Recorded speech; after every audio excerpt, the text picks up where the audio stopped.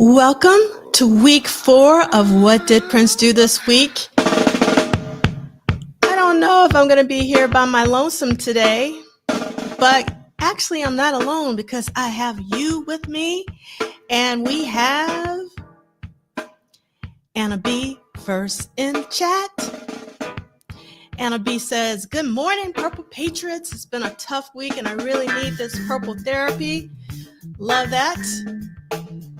They keep changing stuff on StreamYard. I don't know if I like that. Let's see what we can do.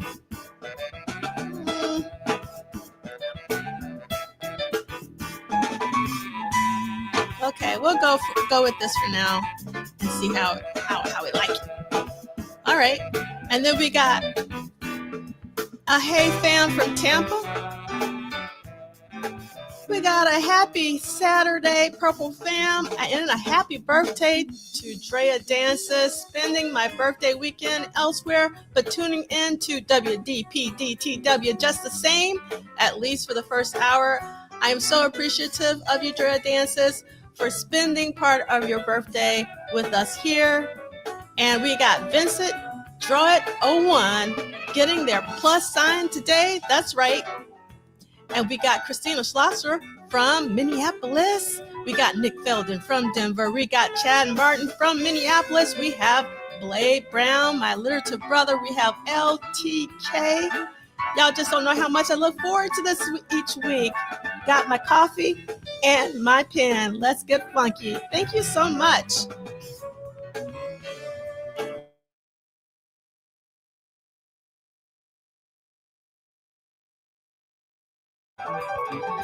As you can see, I'm still not 100%, so got to bear with my voice. All right, we got Sister Charles. I want to give a massive thank you for what you sent to wdpdtw@gmail.com. We are going to share it later. Again, I'm so grateful for you. Tanja, all through the Saturday morning. And we got EA from San Francisco. We got Dr. Claw giving us those purple bars. And we got Audria in the ATL. And Audrey, did you go see Omar in the ATL? And we got Theo. Welcome. Always love seeing Theo. We got our timekeeper in the chat. If nobody joins me, maybe we'll be on time. We'll see. And then we have Laura. Yes, I love this. The Purple family has reconvened. We got Chris Bournet in the house. We got Dee. I love this. Greetings, glamorous Purple lovelies. I am grateful to be with you. And yes, a joyful birthday to Drea Dances. And I'm just going to put this on for C. Lee because Dave Victor usually watches this. So make sure that they see this. And we got JD Washington from Southern California. Always a pleasure to have you here. I hope all is well out there with anyone that you know. There's so much going on out there, as we know, and we want to send love, prayers, hugs, best wishes. Like if you know anyone out there, please check on them, see how they're doing. And we have Raywin. I love Raywin as always watching the movies. So watching Purple Rain, On the Cherry Moon, and Graffiti Bridge, and Sign of the Times. That's what I'm talking about, a Prince movie marathon. We have Realign and DJ. What up? And let's see what you're rocking for your avatar this week. We got the Sign of the Times Super Deluxe. We got Mooches from Philly. Always love having Mooches here so we can see the lovely vanity and go Eagles. And we got... So basically there's a site called newspapers.com. You have to pay for it. So I've been paying for it to get the articles. And then sometimes people share them with me. I have a friend who is very, very deep scholar. So sometimes I get articles from them. And yes, that would be amazing, especially Right On, Black Beat, any of those. I had them, but I would, cut them out, make collages, and I don't have them anymore. And yes, we got to give Kim the timekeeper. That's right. We got Greg Gomez. We got Vanessa in the house, Web Diva 3000. And were you at the Omar show? Well, I didn't see you. I tried to find you. And then we got Purple Cat Confetti. Oh no, tears, Audria. Yes. But someone posted the Atlanta Omar show on YouTube. Just do your Googles, as Michael Dean would say. We got TP. Thank you so much. Yeah, I don't have the purple robe. I didn't get that. What, Kim? Oh my goodness. All right, Tanja came through. Omar, I'm sure Tanja, you saw Omar in Virginia. Oh my God, look at you snatched up a set list and he signed it. Do you mind sharing it with me? I would love to see the set list from Virginia because he actually started the New York show with Making Sense of It, which is one of my favorite songs off of his second album, For Pleasure. So I would love to know what the set list was in Virginia. And then we got Michelle here. And we got Ronald Dagley Jr. Thank you so much. I really appreciate it. And then we got, got to turn that up. And then we got Ola from Lisa. We got KMS 1984. Ricky's not going to let me down. Thank you. So I won't be alone. That's what I'm talking about. KMS 1984. Tell me how it, well, oh, you told me it was amazing. That's right. Omar in Atlanta. So happy that you went. And we got JD Washington. All is good. Recovering from late night watching the Glam Slam show in the theater. Amazing. Paisley Park folks were hosting an event. They apparently had a booth at NAMM. This is great because you want to see Glam Slam in the theater. So I'm so happy that they were doing that. Yeah, we had Eric Lees. It just went off really quickly. We actually played 4 from Madhouse. And let's see. Yes. I was out of town when he did Soul on the Horn, but it was a really special set. But if you go to YouTube and go to Groovement 71, you can see almost the entire show from New York. It was really, really incredible. I mean, I've seen Omar a lot, and I say it was the best by far. If you know your Omar, you know why I did the. All right, and then we got Karan joining us. And we got Cleavon.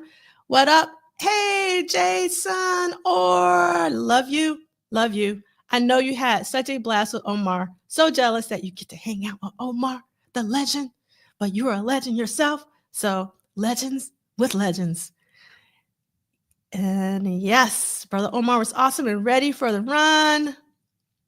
What? This is so exciting, Theo. Theo is writing an essay about Exodus for their English class, and the Exodus has begun.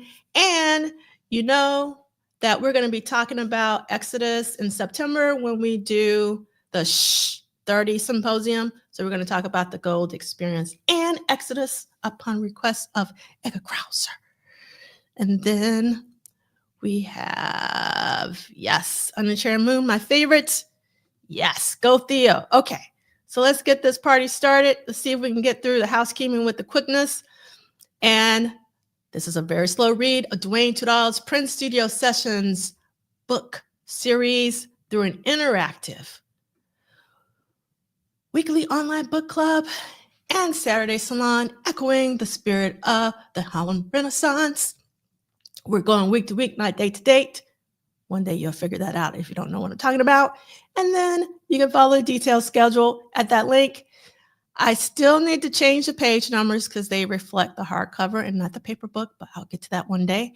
And these will be archived at Palace Solid as well as at MDean. Please subscribe, like, and help spread the word so that we can spread the word about Prince's work ethic. I actually saw a clip of Jimmy Jam. He was on some podcast and he was talking about Prince's work ethic. And I think it's really important to talk about the work ethic. And Randy says, I need to talk about the Good Life Big City remix. Okay. And I'll make sure that JD sees that. All right. And I'm excited, Theo, that you're excited for 30 and Pop Life 40. And so am I. Theo knows what's going on, because if you don't know what's going on, then if you don't understand that comment, that means you don't know what's going on. So it's actually in the accompanying playlist. If you go to my YouTube channel, if you go all the way down to the bottom, if you look at the accompanying playlist for week 4, I have 3 or 4 of the videos. But then if you go to Groovement 71 on YouTube, you can find all of them. So then the hashtag is WDPDTW. talking so fast. I'm trying to get through the housekeeping real fast because we've got a lot to talk about, a lot of articles this week. And we want you, if you saw a Purple Rain tour in real time, and if you don't want to come on, if you want to share anything from the concert, like Sister Charles did this week, please do. And you can do that by emailing WDPDTW@gmail.com. And next week, we'll be talking about the University of Texas at Austin concerts, as well as the New Orleans concert from February 1985. So if you went to either of those, you can either come on or send us anything that you might have, particularly photos of the crowd or anything like that. I love seeing crowd photos.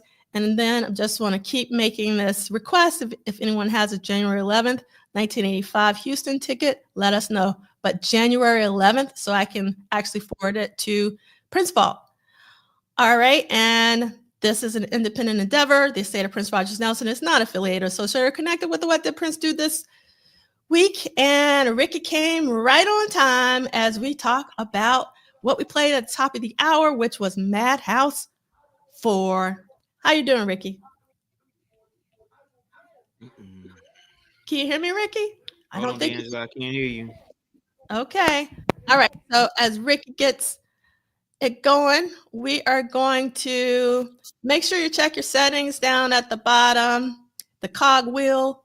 And then I just want to remind everyone that when it comes to Madhouse, it is Prince and Eric Leeds. If you look at the bottom, it says Prince, all other instruments except for the tenor saxophone. That's right. And yes, we got the Ricker in the building, trying to get their audio set up. And then let's see, JD says, I didn't go to NAMM, but saw clips and Palos Park employees at the theater mentioned being there. They also had a table at the theater hyping the DMP box set and the 2025 celebration. Awesome. So I really do hope that the DMP box set gets that Grammy. That would be really nice. And oh, wow, on the book cover, Variety says this book is something fans can savor from months on end, and we take that statement to another level. Most definitely, Vanessa. I hadn't noticed that. And we are at our 107th episode of What Did Prince Do This Week? What We Know, week 4 of 1985. So let's get started. This week, Prince did 5 live shows, 2 songs, and 4 studio sessions. So the 5 shows, 3 of them were in Cincinnati, Ohio, at the Riverfront Coliseum, and 2 of them were in Memphis, Tennessee, one of my favorite cities on the planet. Memphis is an amazing city. All the folks are so lovely there. A fantastic place to go visit. And that was Mid-South Coliseum.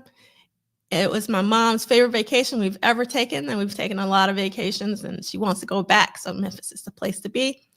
And then in terms of the songs on Sunday, there was more work on Dear Michaelangelo and Allah Bazaar, but it was a basic tracking for Merci for the Speed of a Mad Clown, and that's a long, long title that I always mess up, so I won't even go there. And then on Tuesday, it was basic tracking and mixing for Bedtime Story. And all of these are Sheila E songs that will go on, songs for Sheila that will go on the Romance 1600 album. And then more work on Merci, Bedtime on Wednesday, and then the same on Thursday. And then on Friday, it was the release of the 5th and final single from Purple Rain, which was Take Me With You. All right.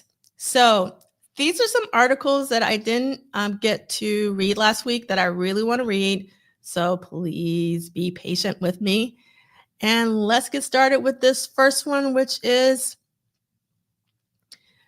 Prince Goes Crazy in Birmingham. I'm not going to read the entire thing, but I wanted to read this little bit, which is, according to Prince, the current top concert attraction in popular music, the spiritual and sexual worlds can exist in harmony.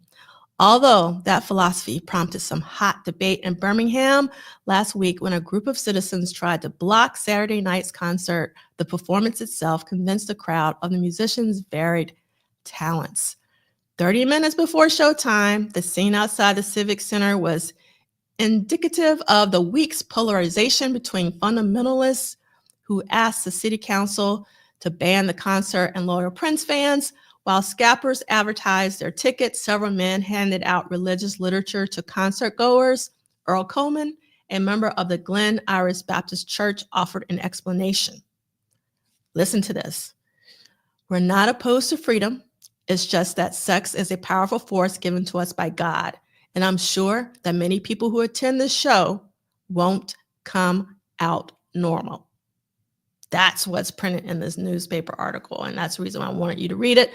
So again, so you can get some context of, again, it wasn't a flower bed of roses for Prince during this Purple Rain tour.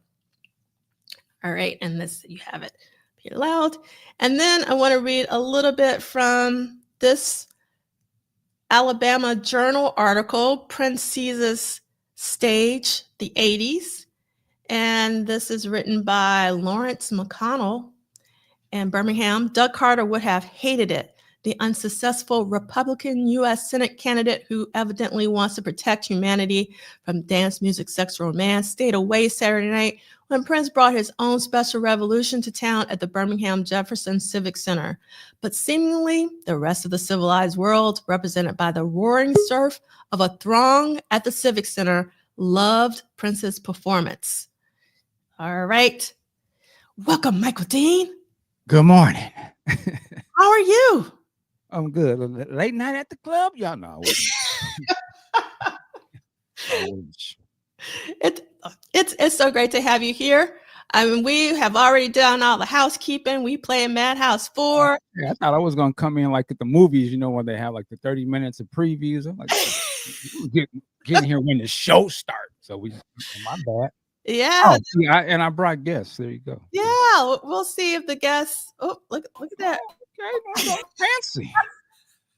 Can you hear us now, Ricky? Ricky, like he looked like he tired of it. Was Ricky already here prior to this or something? Yeah, he's having technical difficulties. Yeah, he got that look like this is good. Yeah. He's. Ricky, we're still not hearing you. All right. Ricky's frozen. Yeah, Ricky, we can't hear you. Ricky, you trying to do I see you got the Madhouse behind you. You might be doing a little too much, but you might turn off all the effects and just come on in the game. But I hear you. So Vanessa wants to know, does Michael Dean get docked this week? Hey. Put it on my ledger. I love that. All right. We'll see what Ricky's going to be up to or not. Ricky? Sound like something going on over there. Yeah, I think it's a TV or something. I don't care how old you are, Ricky. When you stay in this house, you're going to church in the morning. All right. Oh, there you go. All right. Hey, what's up, y'all? Okay. Yep. Don't know what's going on, but hey, I'm here. Me and beneath you. All right. You figured it out, whatever the issue was. Okay. So if you don't mind, when you're not talking, if you can mute yourself just because of the background noise and stuff. I love this. Michael Dean jumped on stage and security let him stay. Yeah, I was on my, what's her name, Little Mama or something? She came up there with Jay-Z in there. Yeah. That was Welcome to New York when she jumped on stage. There you go. Yeah. And then I love this one. Jay-Z is still pissed about that. I missed the bus.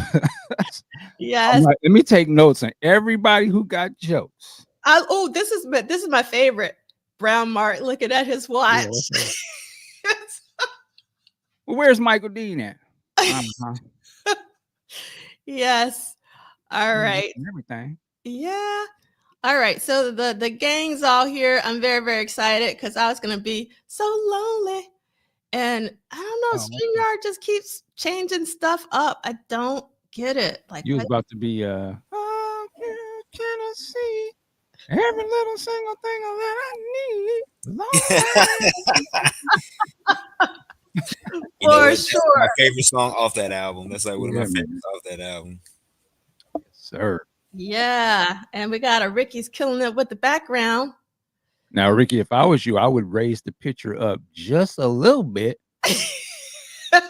And then your shoulders are, Yeah. I know, man. all right. I'm You know what I'm saying? Showing some puppy love to the dog. You know, your dog never gets no love. speaking of puppies. Oh my God. Yeah, but the dog never gets any love. You're absolutely right. Exactly. I can't remember. Was that Manisa's dog or Prince's dog? Like, whose dog is it? She just said it was a like a trained dog for like commercials and stuff. So somebody posted, somebody asked the same question on the Mad for Madhouse page on Facebook, and she replied back, said it Yeah. was just a like a professional acting dog, I An guess. actor. Yeah. Okay. I didn't know that. He was on SAG. All right. Okay. All right. So we're going to read a little bit of this article. It's called Prince Seizes Stage, the 80s. We are in Birmingham because we didn't get finished with reading our articles last week about Birmingham. We are in Birmingham Jefferson Civic Center. The average age of the crowd is about 18, maybe more white than black. Minus me. It says, sorry, Doug Carter. Do you know who Doug Carter is? Like, Nah, it doesn't ring a bell. Oh, so Doug Carter is basically the unsuccessful Republican U.S. Senate candidate who wanted to block the show. I just read that 5 minutes ago, and I totally forgot about that. That shows you how I'm feeling today. And then it says, maybe slightly more female than male. Again, sorry, Doug. It is after 8 p.m. when the house lights dim and the roar begins as Sheila E. Rim shots her way through the opening numbers. The roar swells, undulates, subsides, but never dies through more than 3 hours of dance music, sex, romance, most of it served up by Prince. And the crowd teasing begins almost immediately in the Sheila E. segment of the show. She bids the crowd good night, and the shrieks from females in the audience begin in intense anticipation of Prince. But wait, here's Sheila E. again, back for another number. Limited range on her voice, but hell on those illuminated drumsticks. Lights out again. More anticipatory shrieks, but more Sheila E. It is this sort of theatrical teasing which is pure Prince. It is not until after 9:15 that the crowd gets its man, who tells them from the dark atop a mountainous plateau of speakers, hello, Birmingham. My name is Prince, and I've come to play with you, which is one of my favorite opening lines that Prince has ever done with his concerts. Prince is basically a tease. He is the male equivalent of Mae West on stage. Hopefully everybody knows who Mae West is. And one of my favorite Mae West quotes is, it's better to be looked over than overlooked. Love that quote. And from the hip thrusting in the opening Let's Go Crazy to the sexually suggestive bathtub scene prior to the dazzling rendition of Computer Blue, Prince is playing with the crowd in a come up and see me sometime sort of way. There is not a lot of depth here, in words at least, but occasionally, like Hamlet, the Prince of Denmark, Prince, the Prince of Rock, prefers to be inscrutable. At one point in the show, he asked the audience if they know the difference between life and death, and we all know this.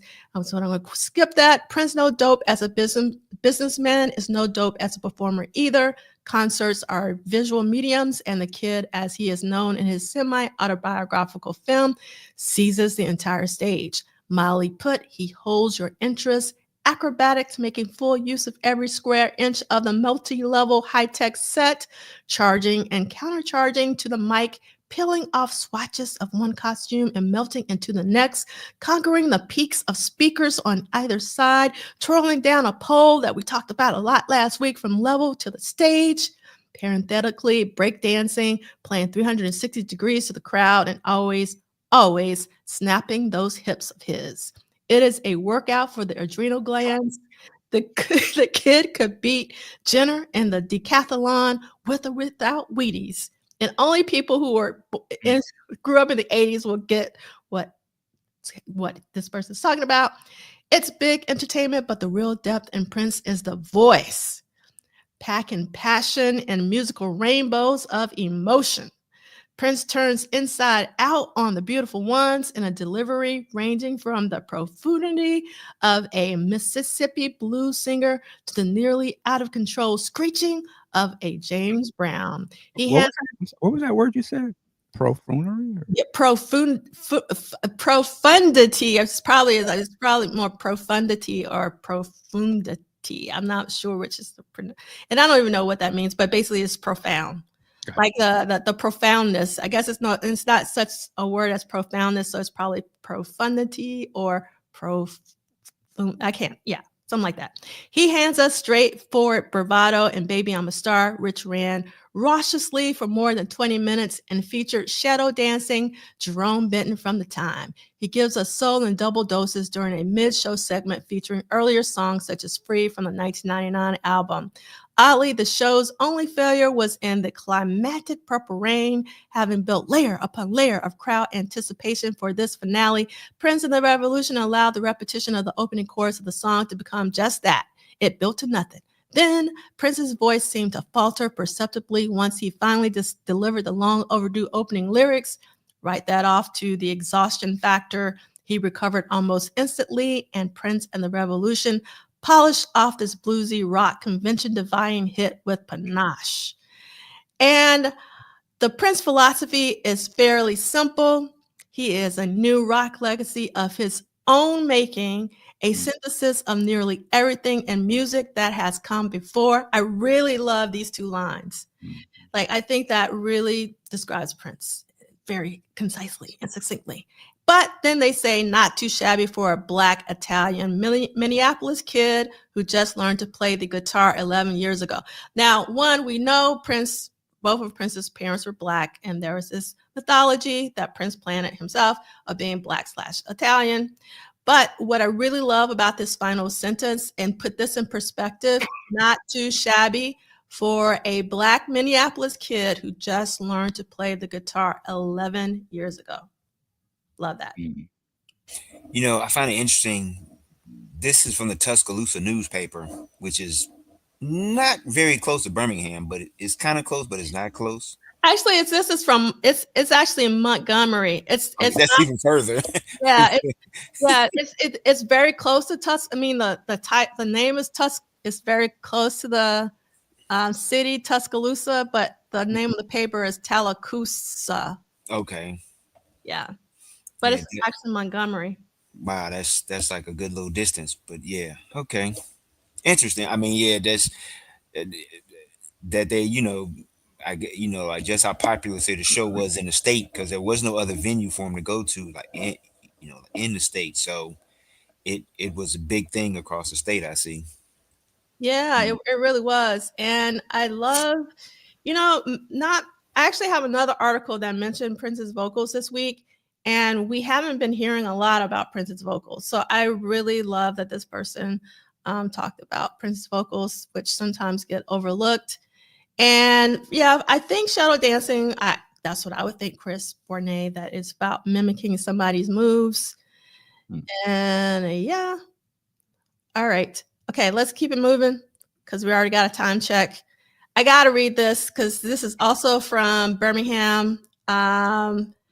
And you'll understand why I want to read this. And you can tell from the title. This old bird was lost among doves. I love the title of this article. You might want to switch it so we can see it too. Oh, okay. Yes, for sure. Can you do? Yes. And you can do that too for me. Oh, that's right. Yeah, you got privileges. I got the password. Yeah, you got the password. What's the password, Michael Dean? Password's what? Okay, all right. So this is by Cletus. I love this name, Atkinson. Cletus. Yeah, look at Cletus. That's a little illustration of Cletus. Okay, Saturday morning. That's Cletus. Yes, that's hilarious. Okay. Yeah. All right. Saturday morning, almost 13 hours before the Prince concert, and I knew I was in trouble. What it was, I was to write a review of the musical show at the Civic Center, an older person's viewpoint. Now, I'd hardly heard of the rock group Prince and the Revolution, so my daughter, Rita, rounded up a copy of Prince's Purple Rain album and said, "Play it, then you'll know." I did. At 7 a.m., I peeled the cellophane off the album, took out the record, and put it on the player. It was one of Prince's hits. Let's Go Crazy. Now, I wonder why did the daughter go and buy this album because they had to peel off the cellophane, or did they not listen to the album? I don't know. All right. Well, Patches did. He's my Dalmatian. He was on the foot of the bed snoozing when the screaming started. He leaped off, began scratching the door, whining. He wanted out. You coward. I hollered as he headed for the backyard. He kept running. Surely, I told myself the music couldn't be that bad. To a dog's sensitive ears, perhaps it was, but to my one good ear, it would be just like any other rock music, deafening. But I sat there in the cool of my room and listened to Prince perform his, I learned later, famous songs, When Doves Cry, Computer Blue, Nikki, Let's Go Crazy, and Naturally Purple Rain. I loved When Doves Cry and his theme, hoped to hear them again that night at the auditorium. I did, the hard way. I went with Kathy Kemp. Now, we've been reading a lot of articles about Kathy Kemp, so you might want to go back and review it. And we might have one this week, too. The Post-Herald's popular music reviewer. We got there about 10 minutes before showtime, right in the middle of thousands of people trying to reach their seats. I looked around at the masses and realized I was the oldest person in the place. And before the night was over, I was to tell person after person that, no, I'm not Kathy's father. And no, I'm not a retired security guard out of uniform. And no, I'm not Doug Carter. Remember, we realized Doug Carter is the Republican senator of Alabama. I didn't even try to explain why someone my age was covering a rock concert. 3 minutes after Kathy and I finally got to our seats, the warm-up band, in quotes, fired its opening shot. The only thing I could recall that rivaled the ear-splitting noise it poured forth was a naval bombardment that preceded the Marines' landing on the Guadalcanal in 1942. But at the first note, the audience stood. Waves of cheers swept the auditorium, and the youngsters began swaying, gone crazy on drum beats. Most of them were about 14, 15, or 16, it seemed, and were screaming with pleasure as they eyeballed their idols. I sat, but I was the only one. Everybody else stood the entire performance. My best view of the stage the rest of the night was under the left armpit of the young lady in front of me who stood on her seat and used binoculars. By now, the whole building was shaken. The audience responded to a female singer from the stage. This person clearly does not know who Sheila E is, but we're going to continue. She wanted them to join in a song. They sounded better than she did. Oh, that was a fire. By 8:45, everyone except me was bouncing, jerking to the music. The youngsters were drunk on rhythm, and by then, my good ear killing me, I wish I was drunk on something, anything. The noise decibel count in the arena was higher than my temperature each time I look at Morgan Fairchild. And again, we have grown up in the 80s to know who Morgan Fairchild is. Heard that name in such a long time. Yes, do your Googles, as Michael Dean would say right now, so you know who Morgan Fairchild is. By 9:15, the natives were getting restless. We want Prince, they chanted. Cigarette lighters flicked on by the thousands. Then a smoke ball exploded on stage, and out of it stepped Prince in all his purple spangled glory. The roof almost fell in. It sounded like a cattle stampede on rawhide. Oh my God. Now, Prince is an excellent musician, plays dozens of instruments, and he's a showman first class, as good as I've seen since rock and roll took over the country. His lighting effects are beautiful, and his act was clean. The only thing I saw him do with his guitar was play it. It was an enjoyable program. Not even Doug Carter could have objected. Yet, Prince's song, When Doves Cry, did me in. Though it was the finest segment of his program, I thought, despite the heavy metal and the frenzy of the crowd, the song came across, got inside you. The beat, the rhythm, the lyrics, and Prince himself. Then just before it crescendoed to a climax, my one good ear went out. And for the rest of the show, I could only watch. Even then, the beat got to me just by feel. In his final number, Purple Rain, naturally, what with the colorful spotlights, the cannon sounds, the smoke bursts, the weaving dancers, the swaying audience, it was like a scene from Dante's Inferno put to music. Then Prince was alone under the spotlight, and he disappeared into a cloud of purple smoke. He put on a memorable performance. But as I told Patches, and remember Patches is a Dalmatian, when I got home that night, buddy, I'll be in the backyard in the morning feeding the birds. And when doves cry, I'll cry right along with them.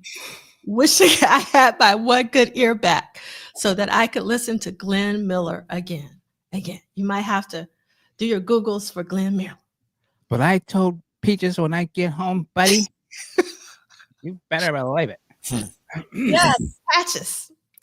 All right. So I'm not going to read this article. I just wanted to show this one because I just love when they give Prince a double spread in the newspaper and like really big images. So we loved it. Thank you, Lady Cab Driver. Yes, Cletus, we got it. You're old. But I got a kick out of reading his article. All right. And then this is the last one that I want to read about Birmingham, and then we'll get into this week. Hey, you know what? Yeah. I had that picture cut out. I know when it came out in our newspaper. Oh, wow. I had that picture cut out in the collage I had in my room, the top one. Yeah. Yeah. I do Bringing back remember memories. that. Yep. It is bringing back memories. I do. I remember I remember looking for the paper, like waiting for it to come so I could see like what the review was. And I remember like that was when I, had my wall was like Minneapolis Sound Out.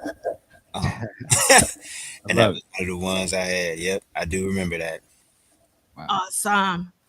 All right. So this is our last Birmingham article, and I am giving a lot of love to Birmingham because I'm from Alabama.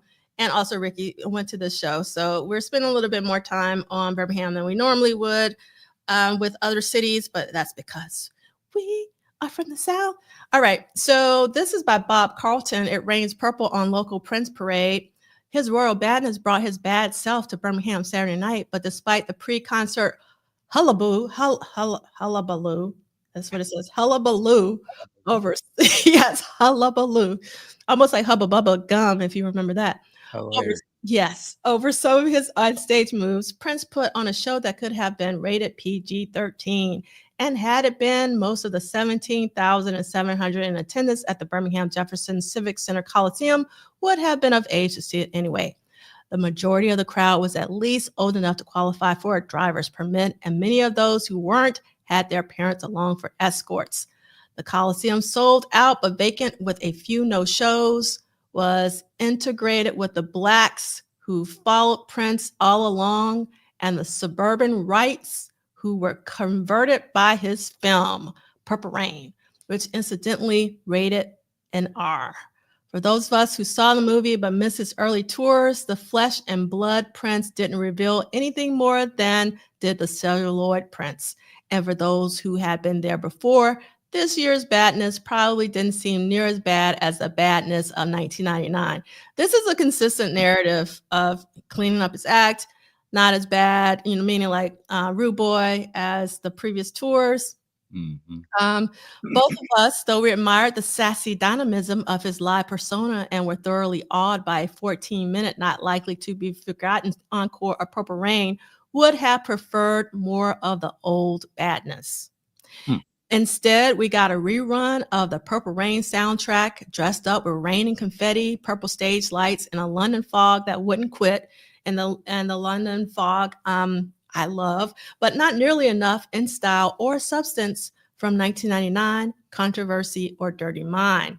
The Prince we saw Saturday night was a made-to-order Prince, a Prince with enough provocation to keep up the controversy, but also a Prince not so audacious as to alienate the MTV generation. Yes, he was daring enough to squirt water from the neck of his guitar during Baby I'm a Star, and he tempted his darling Nikki with some speaker top aerobics we'll never see on the Richard Simmons show. But again, the movie spoiled that for us too. Though he repeated himself as an actor, some of Prince's musical feats blew away anything that happened on film. Reworking riffs and bumming moves from Chuck Berry to Little Richard to Jimi Hendrix, plus demonstrating several all his own, Prince had some extraordinary moments during When Doves Cry, I Would Die For You, and Purple Rain. Ditto for 1999 and Little Red Corvette, though both were given rush treatments. Befitting a performer of his flamboyance, Prince made at least a half dozen costume changes, including the big moment when he stripped down to his navel He stuffed it to a neon shower and later reemerged from below the surface, all decked out in his purple elegance again. And that's enough. So this, I really wanted to read this particular article because I thought it was interesting that this particular article noted that the Coliseum was integrated with the blacks who followed Prince all along and the suburban whites who were converted by his film Purple Rain. Yeah, that's pretty accurate. Yeah. That's pretty accurate. Like I got to like I think I remember like when I was there feeling I know because he had been like twice before that a lot of the older African American people who say were there were like not there because of Purple Rain, but they were there because they had been there for controversy. They had been there for in 1999, and they had been there for that. And he even said that like he realized that it was some new people there to see the movie like replayed out again, and that's why like some of the older songs weren't done because I remember wondering like going in, is he gonna do like something in the water or like a lady cab driver or something, and now I understand why he didn't, but at the time I was ready if he had done. I say like I was kind of familiar with it. I do remember some people kind of near us when he was doing like Irresistible Bitch asking, hey, what song is this? And it was like, oh, it's this one. So yeah, that they're pretty dead on with that one. Yeah, for sure. All right, so we're gonna move forward because again, we got a lot to talk about. The classic Right On magazine. Love it. Yes, and Classic. we gotta give a special shout out to one of our regulars, Sister Charles, for sending this to me because I didn't have it, so I really appreciate. Sister Charles sent us a lot of stuff, and I'm so appreciative. Obviously, I saw this. Obviously, I bought this, but like I said, I picked it up. It's probably in one of my scrapbooks at my mom's house or something because I would just like decimate these magazines when I would get them, and all that. Little tidbit, just to kind of give those who weren't around at the time just how big Prince was, how things was. On the Cosby Show, there's an episode where Theo gets his ear pierced, and he's hiding it from Bill Cosby, and he has the headphones on, and he's reading that Right On magazine. Say when Bill Cosby comes in the room and tries to look at his ear to kind of see like what's going on with him, and he has that Right On magazine. So that was and man, the Cosby Show at the time was like the number one show in the country. And so they always talk about little things that we may have missed in, but just like how like the Cosby Show was like a big celebration of black culture with the art and the jazz artists that came on and stuff like that. And so having a slight, not only a reference under the Right On magazine, which was a popular magazine amongst us as just teens, but like that, like he had the ones that were Prince on the front, so like that was kind of dope. Yeah. I just wanted to add. I mean, when you think about magazine cultures, I like to think of it. That was before you could, you couldn't just like there was no IG, or you would go to the store, whether it was like a bookstore or maybe like your local grocery store, and they had a magazine section, and I would look. There would be a small little section of the black kind of magazines. There'd be Right On, Essence, Ebony, and I would just every time I go to the store, I just would quickly scan to see if I see Prince's face. Because if I see Prince's face, grabbing it. You know what I'm saying? Like, oh, God, make sure I get that. Yep. That was such a thing. Like that was really my only sort of way to find anything about Prince other than the record I would have would be to scan that magazine shelf and like, or like, they have Tower Records. We used to have Tower Books. And I would go to Tower Books, and it was in the bottom section of the magazines, kind of in the back. And I remember one day looking down there, and I see this Uptown, or it was a Controversy or something, and it was a picture of Prince, and it was like $15. I don't know what this. It was a whole magazine on Prince, but it was just like you had to have every magazine. It was like immediate, and don't let it be on Rolling Stone or something. Yeah. Oh man. Yeah. Grabbing that. Hey, to reference Nick Felden's comment about the glasses, I think we all wanted those glasses back in the day. I think I still want Oh them. yeah. Like those were like a hot item like after the movie came out. If you could find some circular glasses, Jack, and then Yeah, I was just waiting to go.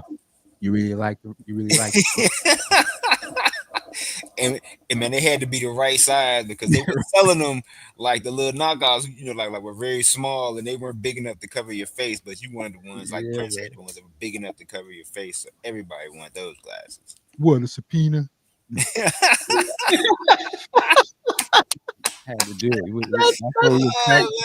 Thanks, Michael Dean. I love that scene. Oh, man. So random. Like those. And I didn't even know what a subpoena was when he said about it. They just sound cool. Yeah, me neither at the time. And man, so that's like an infamous classic picture from a gig that I guess we discussed already. But like I think images from that surprise gig that he did say with Sheila were like very circulating around. Yeah, you're right. Yeah. Like that image, and so I always thought that was like a dope pick of him, man. It was really cool. But yeah, It just reminded me of something real quick. Hopefully it'll come up and we go over it one day. The tour book from this tour. I always would trip out the pictures in there when he was like doing some sort of concert or something. And I was like, that wasn't in the movie. What the hell was it? In my mind? I wouldn't assume he was doing other shows that weren't a part of the tour or a part of some TV show. I just had no idea about clubs, and I would look at that. Like, where's that from? Like, it just looks so exciting. And to this day, some of those pictures I still don't know. Oh, I guess were from the Purple Rain premiere or something like that. Yeah, I know what you're talking about. I thought the same thing too, man. That was one of the, not getting that tour book made me get ready for every show after that. Was like, make sure you got enough money to get a tour book.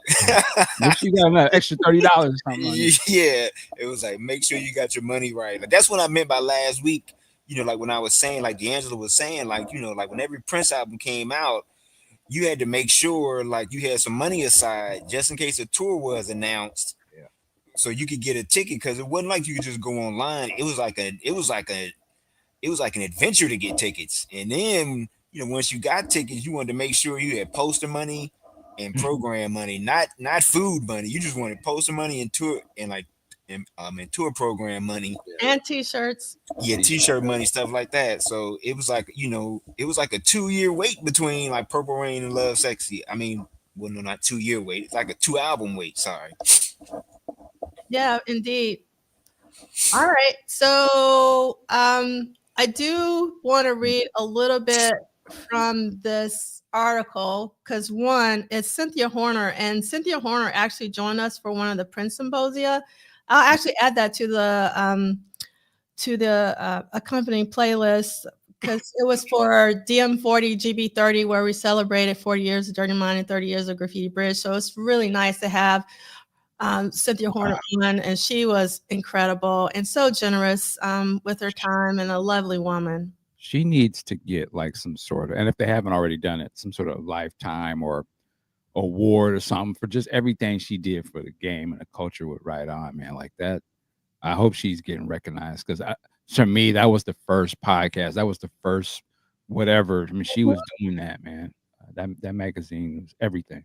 It was everything for sure. And we definitely love all the contributions that Cynthia Horner has made.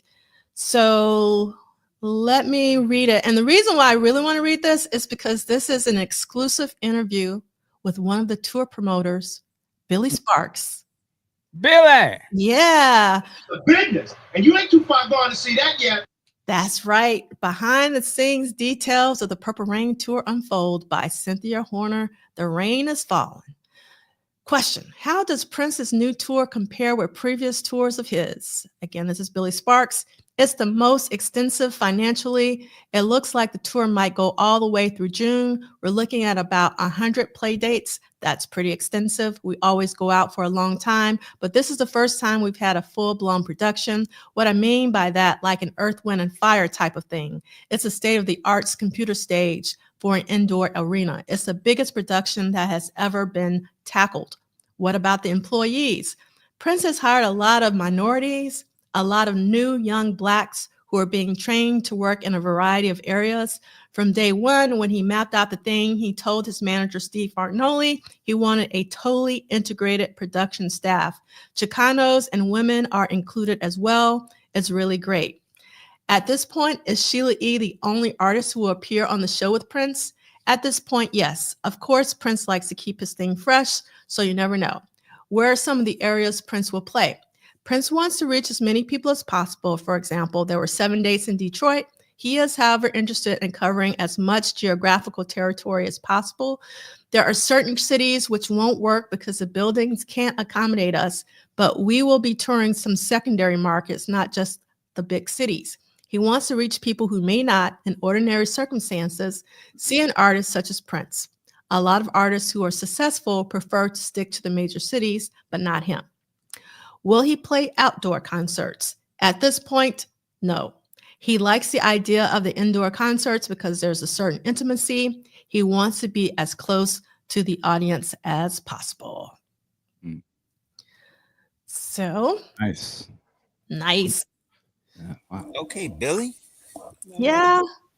And I'm not going to read any of this, but again, if you go to the website, you can actually look at the slide deck at your leisure. Bookclub.polishsolid.com is all the way at the bottom, and you can read this because it has a lot of this is sort of like the gossip column. So it talks about Prince and Mickey Free, about Vanity, Apollonia, Michael Jackson. So Mickey Free. Yeah, Mickey Free. Mickey Free. Shalimar. He was supposed to be the next one. Yeah, like he's supposed to be lead singer Maserati after for it was some some talks about that. Like they were like pretty close. I know that I know that Dave Chappelle skit, like people laugh at it, but they were actually like hanging buddies. From what I understood. Was that the song he had? Was it Games or something? Shalimar? There was a Shalimar song, yeah, where he was singing. Sound like some cameo kind of. Yeah, Games. I remember. Yeah, he actually, man, they did a spread on Mickey Free saying "Right On," and he was in Lewis and Vaughn gear. Like Lewis and Vaughn, like he was a patron. I think there's a picture of them together now that you. Yeah, it is. Yeah, like he wore their gear, so he was kind of with it, Lewis and Vaughn was kind of like the Midwest Dapper Dan or something like that. Yeah, yeah, yeah. Hey, look, you want? Hey, look at the set yourself. I mean, so I will say this, like evidence. Like you look at groups back then, and they were wearing like spacesuits and stuff on stage and things like that. And Lewis and Vaughn gear, it was basically suits snazed up. Oh yeah, so it. I know to me as like a 13-year-old kid, it was more appealing and more grounded, man, to see brothers in like some baggy pants, like some suits with some little tiger print on the side. I mean, like that was more reachable than, hey, I'm gonna go out like Cameo, like Earth, Wind and Fire with the spandex African print and all that type of stuff. Like that kind of was like, the space age thing was kind of like, yeah, we ain't doing that. All right, and let's see, we have more from Right On. So this is a double spread. I'm not going to read it again. You can read it if you want through the slideshow. Also from Sister Charles, but I remember this spread because I loved seeing this photo of Sheila. Again, like Ricky said, it was really hard to see new photos of people. It wasn't like what it is today where you can just go on the internet. It was like an event to get these magazines and see these photos. So I remember this photo in particular. And also like it was a full page. I was like, oh my God, this is incredible. And man, and heaven forbid, man, you take it to school, man, and pull it out in class because teachers would be like, "Hey, put that up," because it was distracting. Like it was really distracting. Like, yo, you go in class, like I got to Right On magazine. It's like everybody was stop. Yo, let me see it. Man, teacher be like, "Time, hey, look, make you take your stuff, put your stuff away." Wow, yeah. Just look how beautiful. I mean, you can't forget. At least for me as a guy, like one of the fabulous parts about Prince was I just couldn't understand, like these women were breathtakingly beautiful. And you never really, at least I had never seen like Black women presented that way. I was after, I've seen the Pam Greers, but I was young, so that wasn't my generation. But seeing this, like I just didn't understand. I couldn't know what to make of a Sheila E. It was just so fantastic to me. And that picture just sort of really illustrates like this ridiculously beautiful and talented and badass. You know what I'm saying? She was like not some sort of she didn't, she printed herself as like a boss, like, you know what I mean? It's just like, and I didn't know. I was like, where is this coming from? Like, what, it just was just so crazy to me, not knowing anything about her. Just fantastic, man. I don't like I will never forget that. Like, I have to always give her Sheila E. her props because she came on the scene, hit. I mean, that glamorous life and all that. It's fantastic. Yeah, I mean, that's one of the things I can say. I mean, agree with you, Mike. I know Prince attracted women. Just put it that way. And so, like, you went to the show, and it was like your head was on a swivel. Like, oh my God, look at all these women in here. It's like, is this what I got to look forward to and becoming an adult? Let's go. I'm game, Jack. It was, and so, It was the beautiful ones for real. yeah. I mean, literally. I mean, it seemed like women kind of, I just remember being at the show, and this was the age of when people would dress up like Boy George, or people would dress up like Madonna and things, and it was just real cool to see women doing their like interpretation of what they thought a Prince girl looked like, or like like what they thought that he would be attracted to and things like that. So, into the midst of all of that, seeing that, I thought that was really cool. Yeah, and for me, Sheila represented musicianship, and like for the Purple Rain tour, I was equally excited, if not more excited, to see Sheila E. because we take Sheila for granted. We also take female performers for granted. But in the 80s, like someone of Sheila's talent and like it was just kind of unheard of, unseen. And it was really special. And so it was she was just so incredible. Like she could go toe to toe with Prince in terms of his musicianship. So it was really, really awesome. Yes, I think I remember. I think at that time, the only two women that I saw that were kind of like musicians on say that level was like Patrice Rushen Mm-hmm. and like Sheila E. And like Patrice Rushen was like like she was dope, but again like she was kind of like our parents type thing. But you could see like the woman could, because I just remember her having this video where she was playing like all the instruments. And I was like, wow, like she's dope, and like you really didn't see like female artists doing that, and then you see that, and then the only other one was Sheila playing the drums. Like you just didn't see women. Climax maybe, might be right. Like the third cog in that in terms of because they were a female band, and so you saw them. So like it wasn't in a male dominated field. So you just didn't see that. So it was refreshing, I know, to see women getting their shine. Did somebody say Lisa, or somebody say, oh, Lisa with her hair? Okay.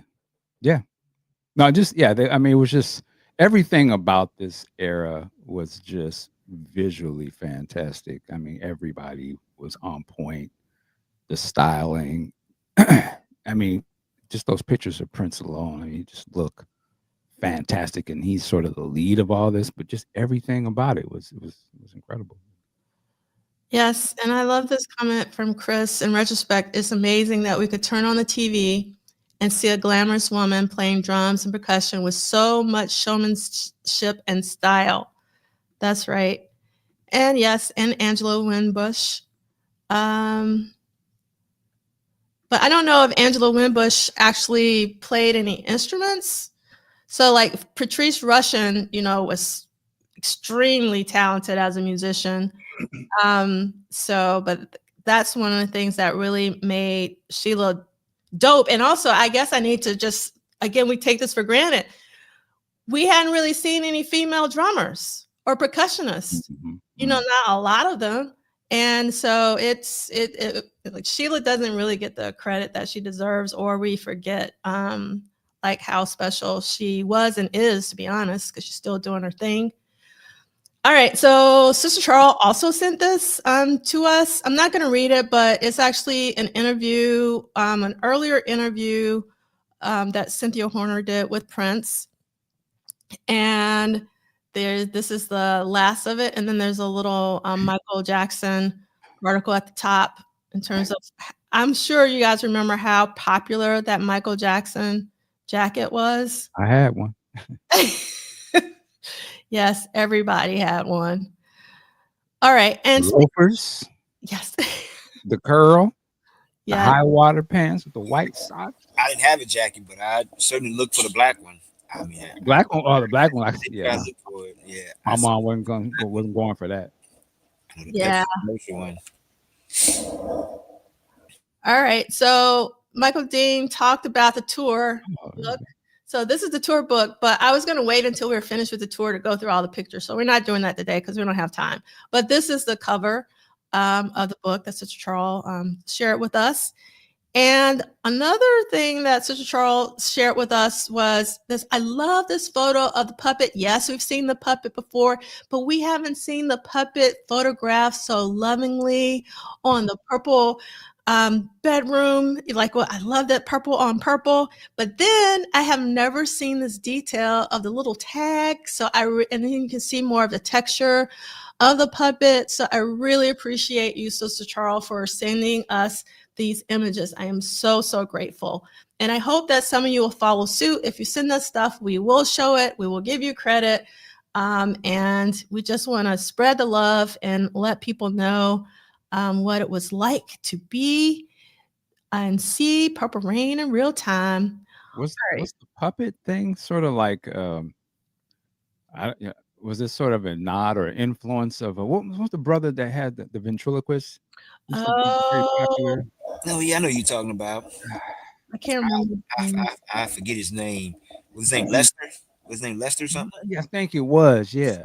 And I'm just thinking of it now. So was the kid like he was kind of low key moonlighting as a ventriloquist?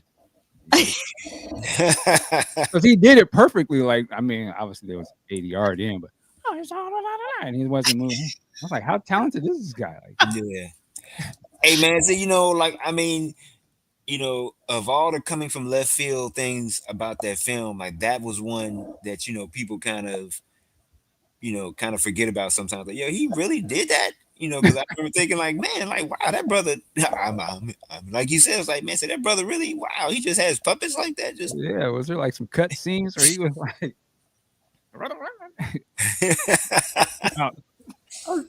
so Karan, and he was talking to it by himself. Like, yeah. All you need is me. What's going on? I'm sorry. Early signs of spooky electric. Yeah, it just dawned on me. All you need is me. Yeah, it was on something else. So a question in the chat: was the puppet's name Oliver? Mm-hmm. Oliver's House? I don't know. That's interesting. I don't know. First time I've heard that. Oh, Willie Tyler. That's the guy. Willie yeah, thank you. Willie Tyler and Lester. Yes. Yeah. Does not compute. I don't know Willie Tyler. You probably remember if you saw it. Okay. Yeah. Yeah, like if you saw, you'd be like, yeah, because he was on all the comedy shows. Yeah. All right. So let's keep it moving. And another puppet. All right. So this is from the Cincinnati Post. So we're about to get into Cincinnati, and just a couple things. The Coliseum has extra tickets at $17.50 because there was a change in the placement of the stage, and 130 tickets are available because they changed the placement of the stage, which I would think would be pretty cool to find out there's an extra 130 tickets to a Prince show. So that was very exciting to read. Honor students to get tickets. So honor students at several Cincinnati high schools would get some Purple Rain to go along with their gold stars. Bill Meister, the Madeira man who turned ticket resale into a big business, announced Friday that he will donate 650 tickets for Prince's 3 sold-out Riverfront Coliseum appearances to honor students at Taft, Hughes, Withrow, and Aiken high schools and Bloom and Porter junior highs. That's incredible. Awesome. So Meister, who says his ticket brokering business grossed as much as $10 million in 1984. That's a lot of money back. That's a lot of money in 1984. Acquired 12,800 tickets to Princess Coliseum appearances, more than 1/4 the 42,948 available tickets. Of that number, he said he'd sold or donated all but 1,200 as of Friday afternoon. Love to hear that. And then the last thing is City plans official Prince Appreciation Day in recognition of Prince's efforts in collecting food for the needy. The City of Cincinnati Mayor's Office has proclaimed Tuesday, January 22nd of 1985 to be Prince Appreciation Day. All right. Next up is from the Star Tribune. And this I wanted to read because we're going to be reading about the American Music Awards next week.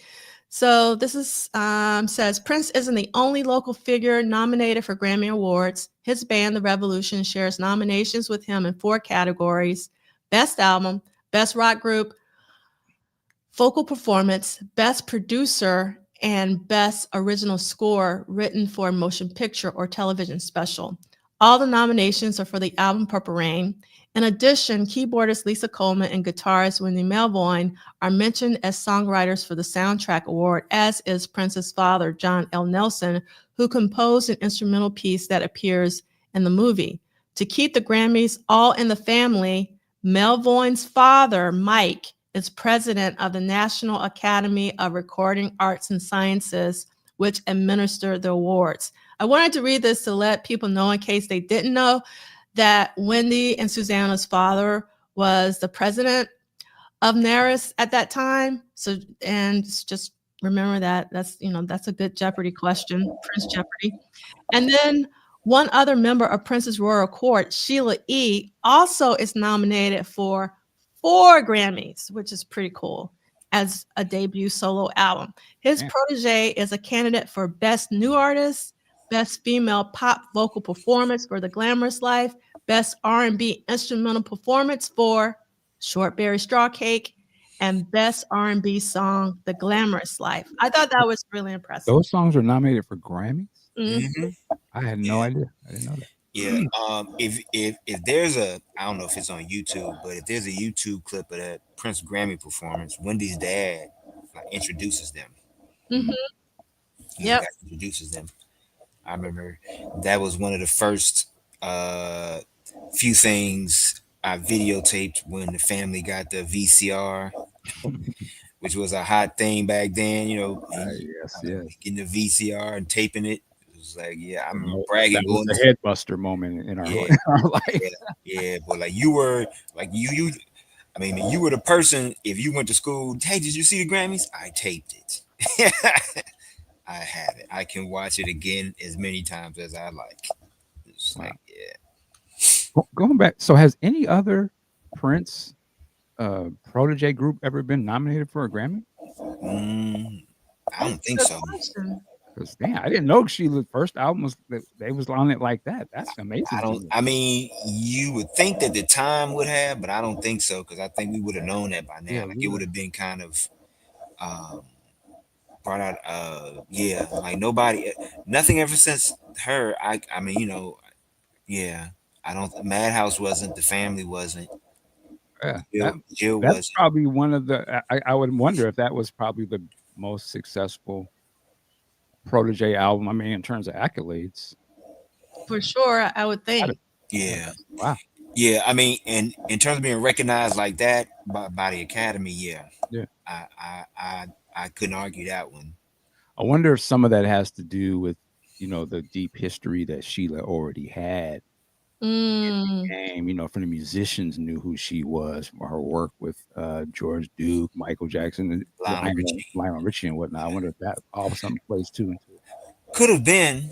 I mean, because she's already now. I guess that makes sense in when I think of the We Are the World, and it's like, well, why is Sheila there? Well, she's there because they know who she is, and obviously they must have high respect for her talents.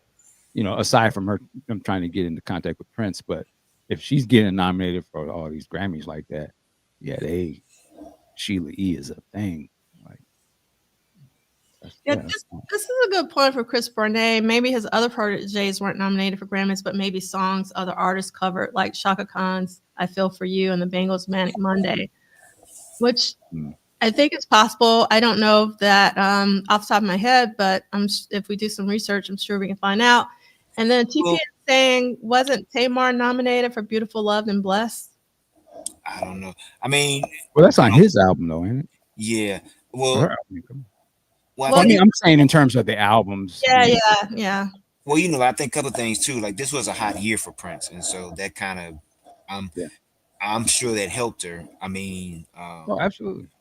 Like the Time couldn't get nominated because they were 3 albums in at this point.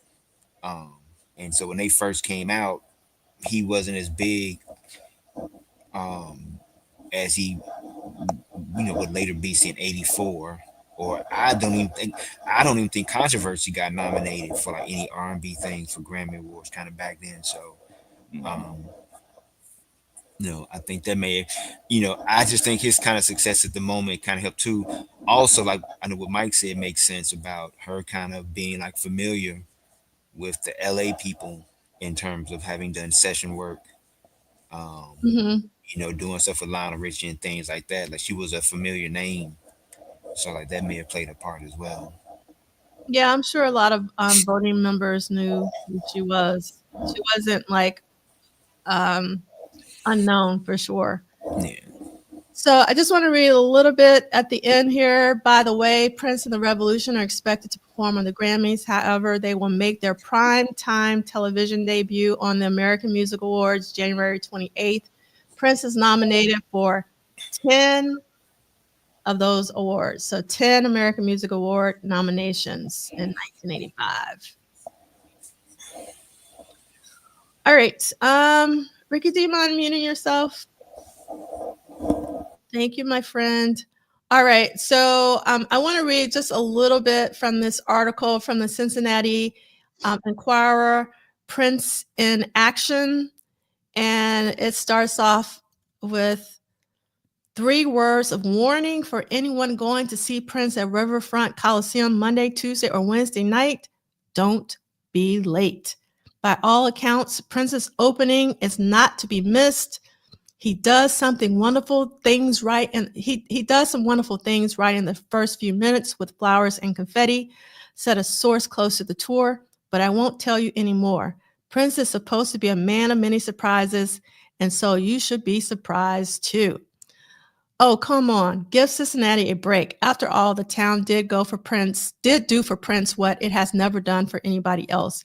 It bought so many tickets to his shows, he will be doing a 3-night stand at the Coliseum.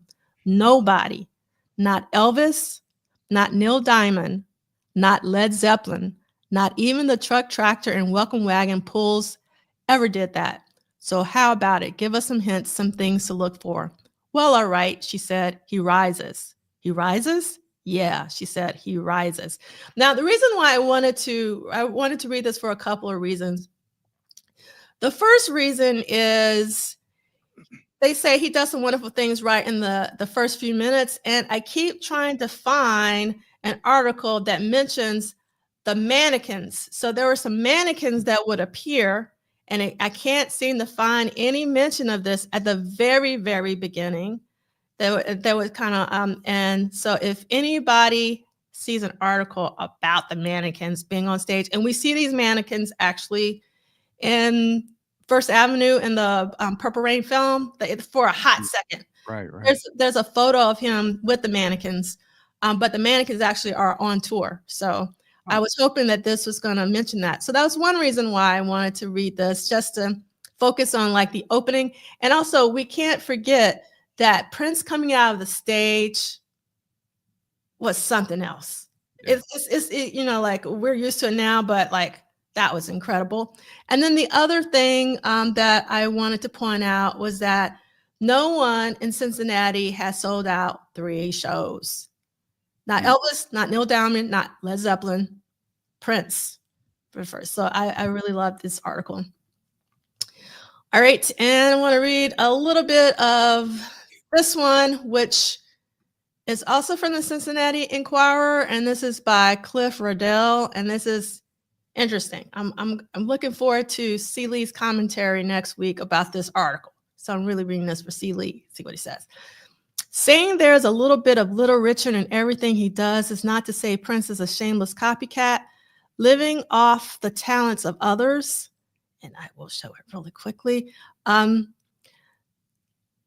Living off the talents of others. A quick listen to the hits on Purple Rain disproves that notion. Prince goes through the revolving door of rock and roll as a public service.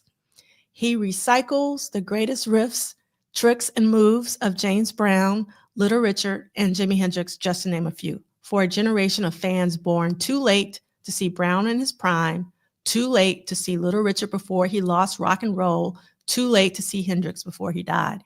In doing this, Prince is not so much setting a trend as he is following one.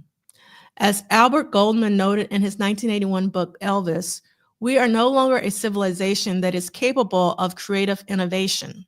Instead, we have become a civilization that survives through the incessant recycling of cultural waste products, cast off clothes, old comic strips, rerun or remade movies, and above all, that monotonously revolving kaleidoscope loaded with bits of shrewdly selected, skillfully cut, and electronically enhanced gospel, blues, rock, jazz, folk, and endlessly shifting combinations of this week's last season's tomorrow's sounds.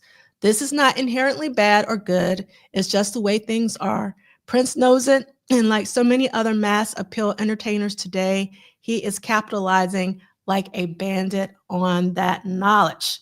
I'm curious of how you two respond to that article. You know how people say there'll never be another Prince, and I would say that as well. I think that's true, but in the same way that there'll never be another Little Richard or James Brown, but there will be something like a Prince. And what I mean by that is everything that this guy just said. To me, I agree. Like Prince is everything. He is a student of music and a lover of music, obviously, and has listened and soaked in everything that has influenced him from his youth that he's heard and watched. And he interpreted it in a whole different way in his own fashion, backed with a certain discipline and ethics that sort of drive all of this stuff. But he came out as something new that was an amalgamation of everything that came before him in music. And I think that the same way the next person will do that with everything that they grew up with, whether it's Prince, Michael, or whatever musicians and influences, and it'll be something different. So I agree. I think that's what makes Prince great. I think that's what makes a lot of these artists great is that they are their influences, but they're their own interpretations and spins on them, and that inherently creates something new. But it's something new based off of a tradition of something. That's how they learned. So, yeah, I agree with a lot of what he says. I think that's what made Prince great because I can see a little bit of just like you can see a little bit of a lot of things in him, and you marvel like, wow, he must have took some time to learn that, and then he learned this guy's thing, and then he learned that. You can see it in the way he carries himself. So I think it's fascinating. In the same way, I'll rope in MJ to say like, he really learned Bob Fosse and some of these other things that some other people wouldn't even care to look at, but he incorporated it into his whole new thing, and it became its own thing. So, yeah, I love that article. Yeah, I think one of the things to remember is in real time, Prince's management didn't they made a point to not always list his influences, or Prince never listed say his influences, like who he was kind of like influenced. So like when we would see things back then, where he's like Sly Stone and he's like James Brown, he's like this. There wasn't a source like YouTube where you could go and see footage of these individuals and what they were doing. You can only like just keep reading about it, and then you ask your parents, like, well, like, hey, like, who is Sly Stone? But there was no video for you to see to kind of like get a visual of what it was. You only had albums to kind of go by. And I think what Mike said now, later now seeing what Prince kind of like evolved into. Yeah, he did take a lot of bits and pieces from certain people, and he was a student. I mean, like all of us, he had musical heroes that he borrowed from and took stuff from and kind of you know learned from it and used his own interpretation for it. It's funny that you mentioned this because I'm just saw a trailer for the Questlove Sly Stone documentary coming out like next month, and I can't wait to see it because I know I'm gonna see something. I'd be like, that's where Prince got that from. Like I'm gonna see, Mm. or what I'm saying, get little tidbits. And like I remember, you know, like years ago listening to this Grand Central Station record, and they had a drum intro. And then when I saw the Sign of the Times film, they're doing a drum intro, and I must have been the only kid in '87, like, yo, that's from Grand Central Station. Like everybody else was probably, like not knowing like where that came from, or and so you know I mean, to Mike's point, will there be another? I mean, somebody, I think there's always gonna be a generation where something's gonna be new and it's gonna be fresh and it'll be new to them. Then at the same time, there'll be some older person saying, "I've seen that done before." You know, we can only hope that the current person that's kind of taken from something in the past is taking it further than where it is presently. And Yeah, so, I mean, and it's all about the interpretation of the listener. Like, as a listener of Prince back then, I didn't have the musical knowledge I have now, where I could see certain influences. He was my influence. Like, it yeah, was talent, and then it inspired me to go do some other research. So I think you know whoever. And man, you're killing me with the Darth Vader sound effect. But what was it? So I think whoever, the artists of today, the interpretation of the listener, they won't have the context of Prince like we do. They won't understand. For them, the excitement is what they are in right now. Oh, I could tell them, yo, you ain't seen excitement until you see how they used to react to Michael Jackson. But they have no context of that. That's just a video on a screen for them. Their reality is whoever they're excited about right now, that's their Michael Jackson. As much as I'm, that's their context. That's the excitement that they have, versus when it was Prince for me. And my uncles used to look at, he ain't doing nothing but that. For them, it wasn't, but for me, it was my everything. So, I think we have to be careful when we talk about, it will never be another for you, but there will be for the next person. That's music does not stop. It may change, but it ain't gonna stop. Uh, yeah. and I Like think I remember, our artistry and innovation will never stop. I don't care what the tools are. We're gonna freak it. We're gonna make some dope shit out of it. That's just what we do as a people. So I say, hey, there will be another great artist, but there will not be another Prince, just as there will never be another Bootsy Collins. There will be something maybe inspired by it, but there'll be another. No, there won't be another D'Angelo.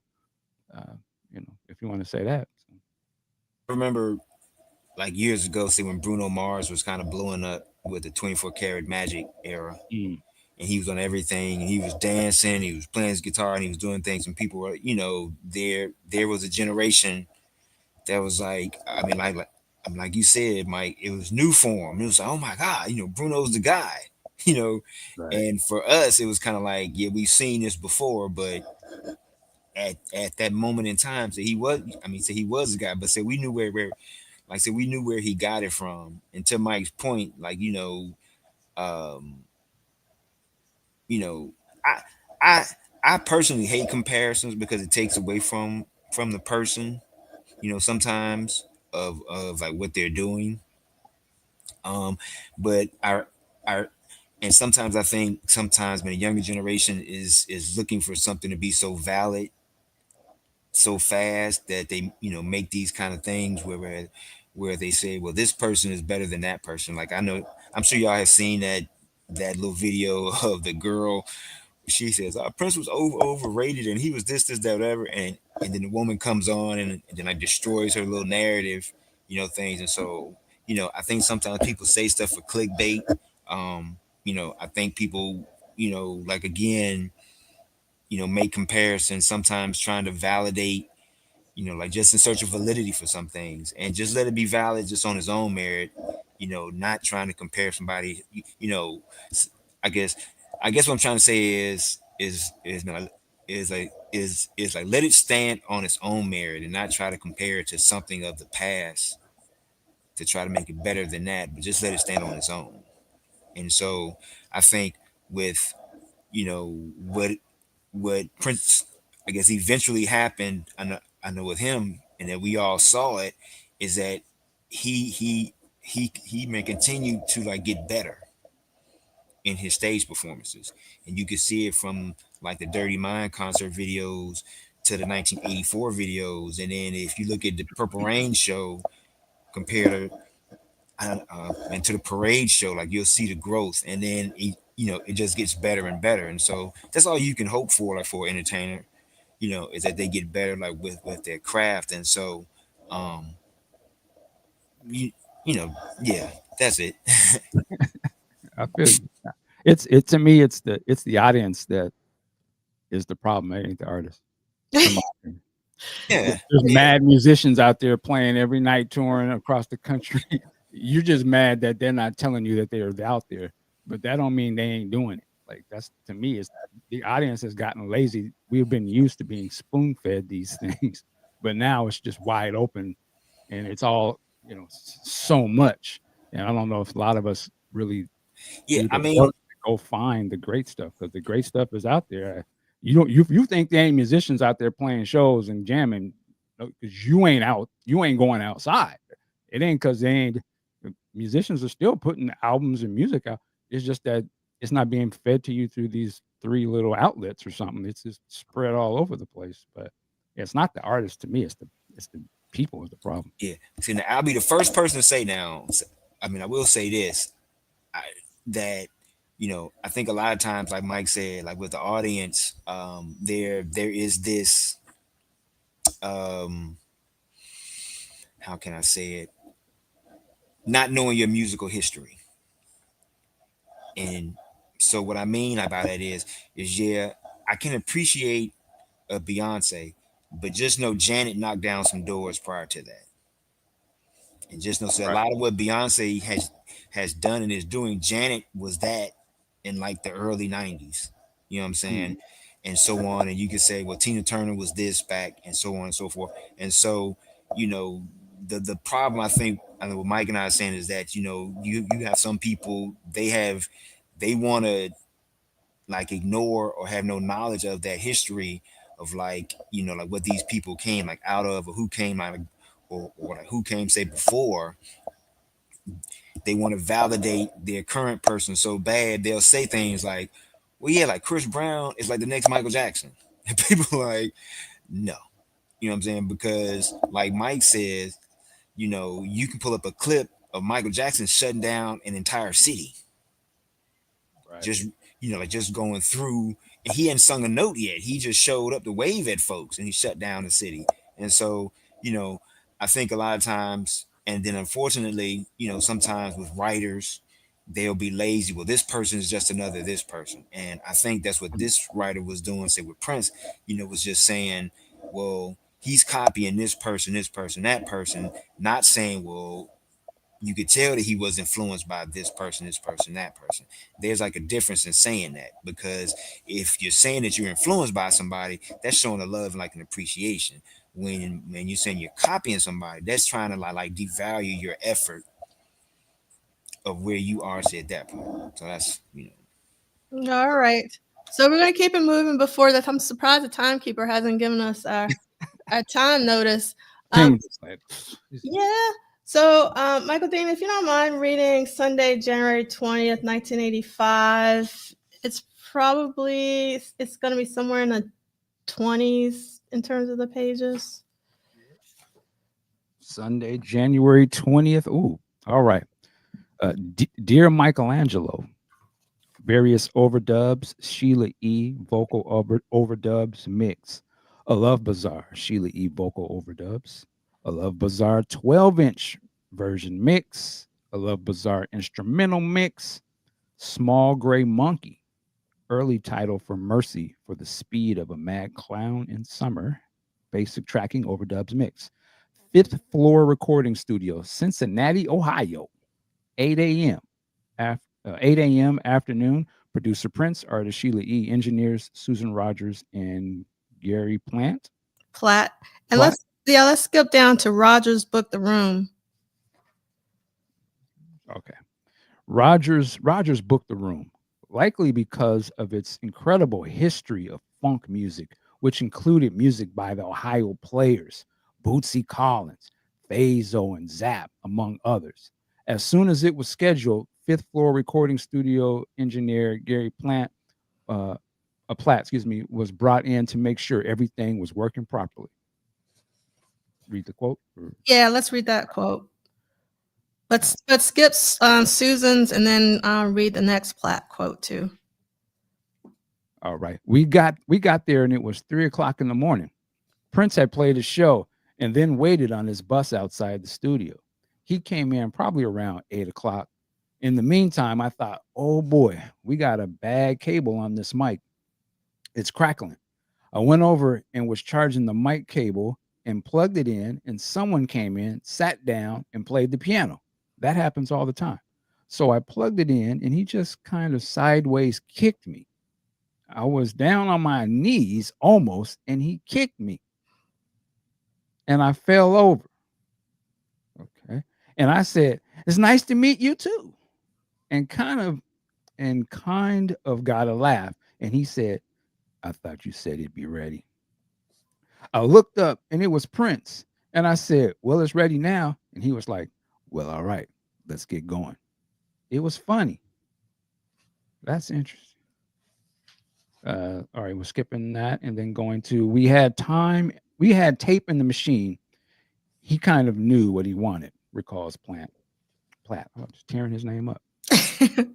He gave me a cassette and I put it in the machine, listened to it, and put that on the 24 track and kind of played around with that. Then he started making a tune for it. It was a tape of the manual. It was a tape of the manual for the Tascam tape machine. He recorded the cassette, and the guy talked like that. Thank you, and welcome to the Tascam Model 5. And the announcer was like, now turn the knob to the left, and you'll be recording. That kind of thing. I think it was just one of those things he was doing to kind of fool around and get used to the flow. Then he kind of started the tune that he was going to finally wind up putting on. Interesting. Keep going. Yeah. Sheila joined in this game by reading the manual as well, and her description referenced a recent track as she gave detailed instructions about how to handle her toy box. This would be blended with the music he was recording. It isn't clear how far they got with it wasn't clear how far they got with the track, according to Plant. He put a beat down, put music in there. I don't know what it sounds like. I wish I did. So many times I wish I had a camera, but the fact is they're very secretive, very careful. They didn't want anybody around to let them know what they were doing. It is likely that Small Gray Monkey was based on something Sheila had previously written, and it was used as an experimental test to see what the studio could do. The song was something Sheila had done with her band, Susan Rogers explained to Uptown Magazine. He just flipped out at how well it was played. Recording would continue on the song later in the week and possibly eventually at Sunset Sound. Although work may have begun on Small Gray Monkey, it is probable that most of the time was spent adding Sheila's lead vocal to A Love Bazaar and Dear Michaelangelo. Sheila worked on that percussion, which included timbales, bongos, and cowbell. And she joined Prince, Eddie M., and Susie Davis for the layers of background vocals. A mix for both was done, which included delaying the introduction of drums and percussion and restructuring the sound on Dear Michaelangelo to emphasize Sheila's vocals and the choir-like background vocals. Eddie M's sax was recorded and blended with the main keyboard lines, and the track was ultimately edited to eliminate the long instrumental section at the end. It is unclear if any recordings took place during this session. Before heading to the arena for the sound check, Prince made a rough mix of whatever music he was working on, and this became a pattern for him for the entire week. He was just nonstop. He was pretty manic. I mean, he did not sleep at all, explains Platt. He would come in and do his thing, play at night, come back in late, and as soon as he got away, as soon as he was done, he'd come back in and keep going. He just went around for days. Status. There were multiple takes of the song that was listed as Small Gray Monkey, but would eventually become Merci for the Speed of a Mad Clown in Summer, 2 minutes and 47 seconds. It would be released on Sheila E's second album, Romance 1600. The bass line from Merci for the Speed of a Mad Clown in Summer seems to have inspired the bass line in the 1986 song Two Niggas United for West Compton. A 6-minute instrumental version of A Love Bazaar was being considered for the B-side of A Love Bazaar. Woo. All right. You know what? Before we move on, I gotta give some love, man, to the Tascam. Tascam, man, record. Let me tell you something, boy. If you had one of those, you thought you had your own Paisley Park, right? Matter. You couldn't tell jokers nothing with that bad boy. You thought you was doing something.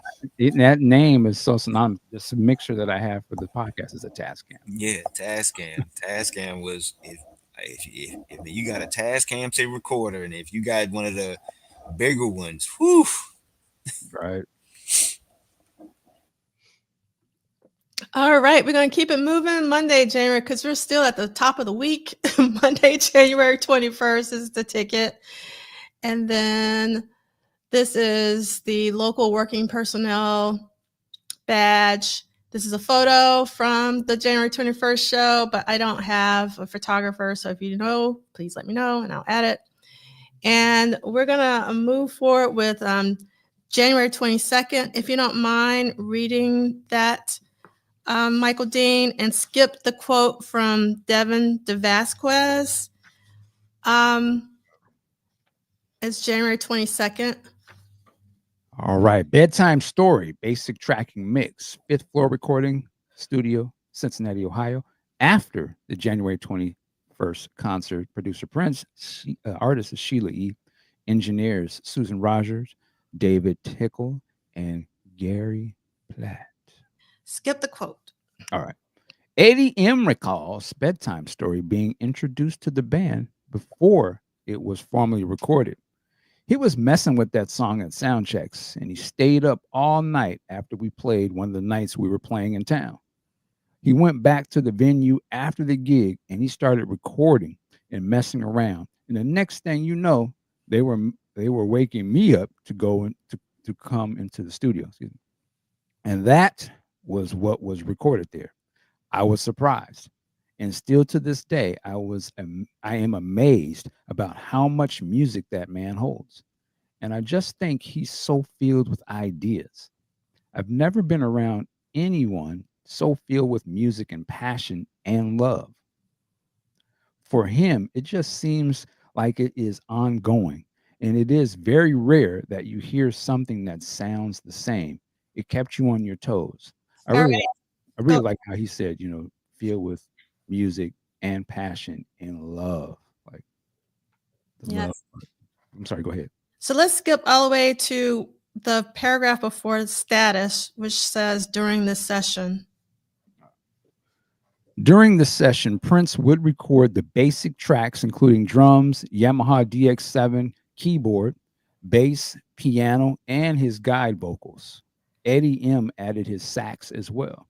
It is likely that Wendy and Lisa helped record the track, and Steph Birnbaum supposedly played his no disrespect. We want to make sure we shout him out right. So salute to Steph. So supposedly played his 12-string guitar as well, but it is unclear if he performed on this date or during a future session. Sheila would likely record her parts the following night. A rough mix of the song was recorded to cassette at the end of the shift. Status, Bedtime Story, 3 minutes, 37 seconds, would undergo additional overdubs and mixing with a newly recorded beginning and would be included on Sheila E's Romance 1600 album. And on August 12th, 1985, it was released as the album's second single, 3 minutes, 45 seconds. It did not appear on the Billboard charts.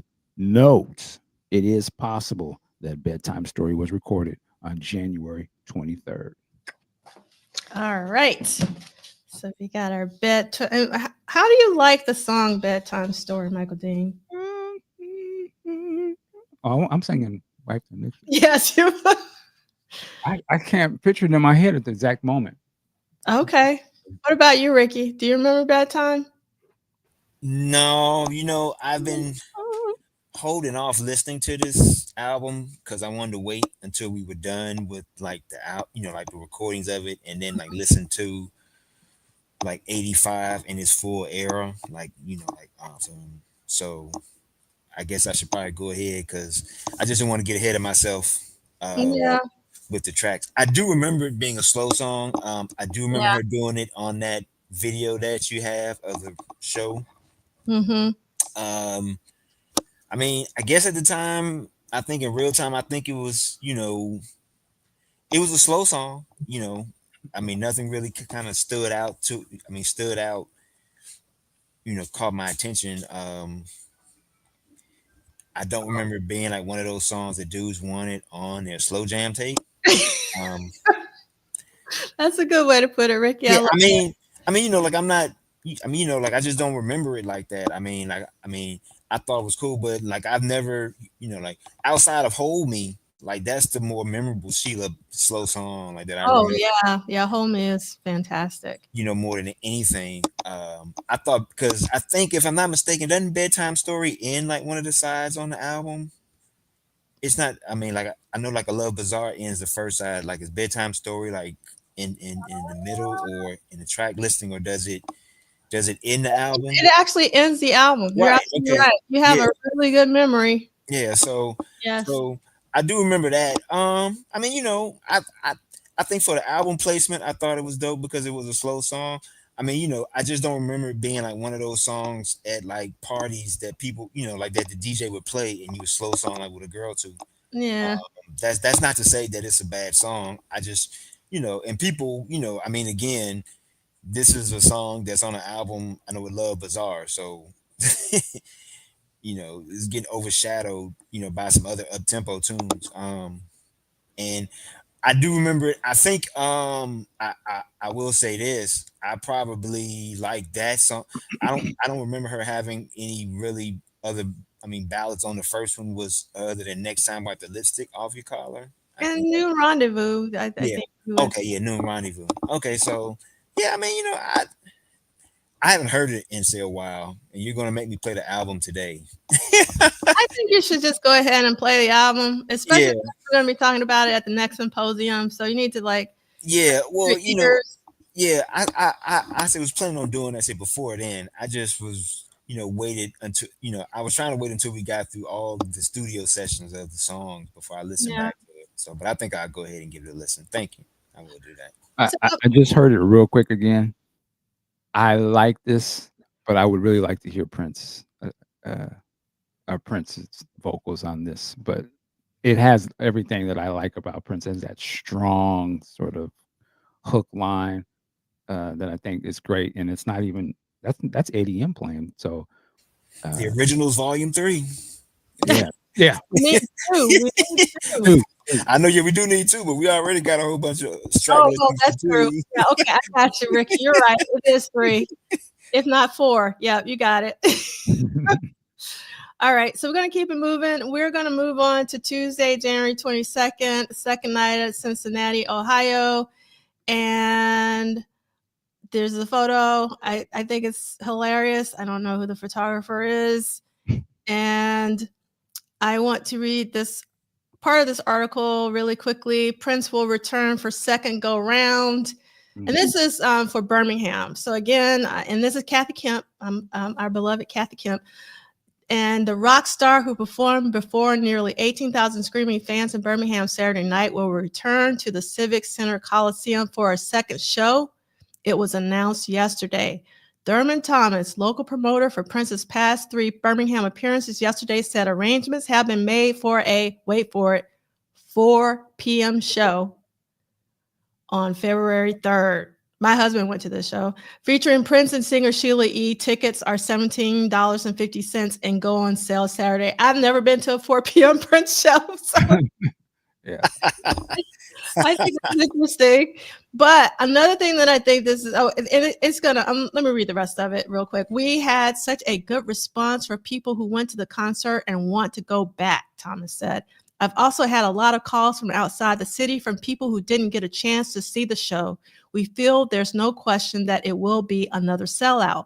Thomas said promoters had originally planned consecutive Prince concerts for last Saturday and Sunday, but plans for the second show were halted when the first one failed to sell out immediately. Ticket sales, however, picked up 2 weeks ago when Cahaba Heights businessman Doug Carter called on city officials to cancel the concert, saying it was obscene.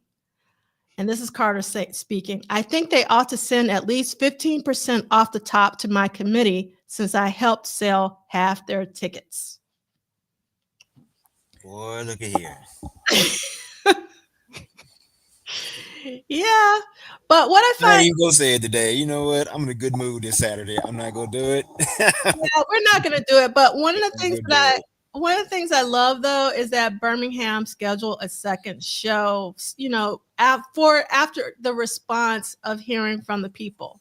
Yeah, which is really they did. Like, I know a friend of mine went to that show, but I remember. Well, I will say this. You know, those of us that went like to the first show, we had no clue that there was gonna be a second show. Like there was no indication that there was gonna be a second show. And matter of fact, the second show wasn't announced. I mean, it wasn't like it was announced with a whole lot of time. It was like you better get this first one, and then if you didn't get the first one, you were like, oh man, I'm not going. And then it was like, oh look, there's a second show, you know. And so you know, you had it was kind of like rolling the dice. You know what I'm saying? Like you go take a chance and catch the one and only show that man you know of.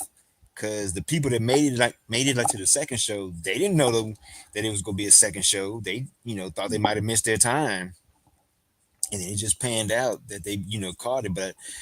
But I do remember it being 4 o'clock, kind of tripping like, wow, they get to go like in the day. That's interesting. It was like going on a school field trip. I know my friend said.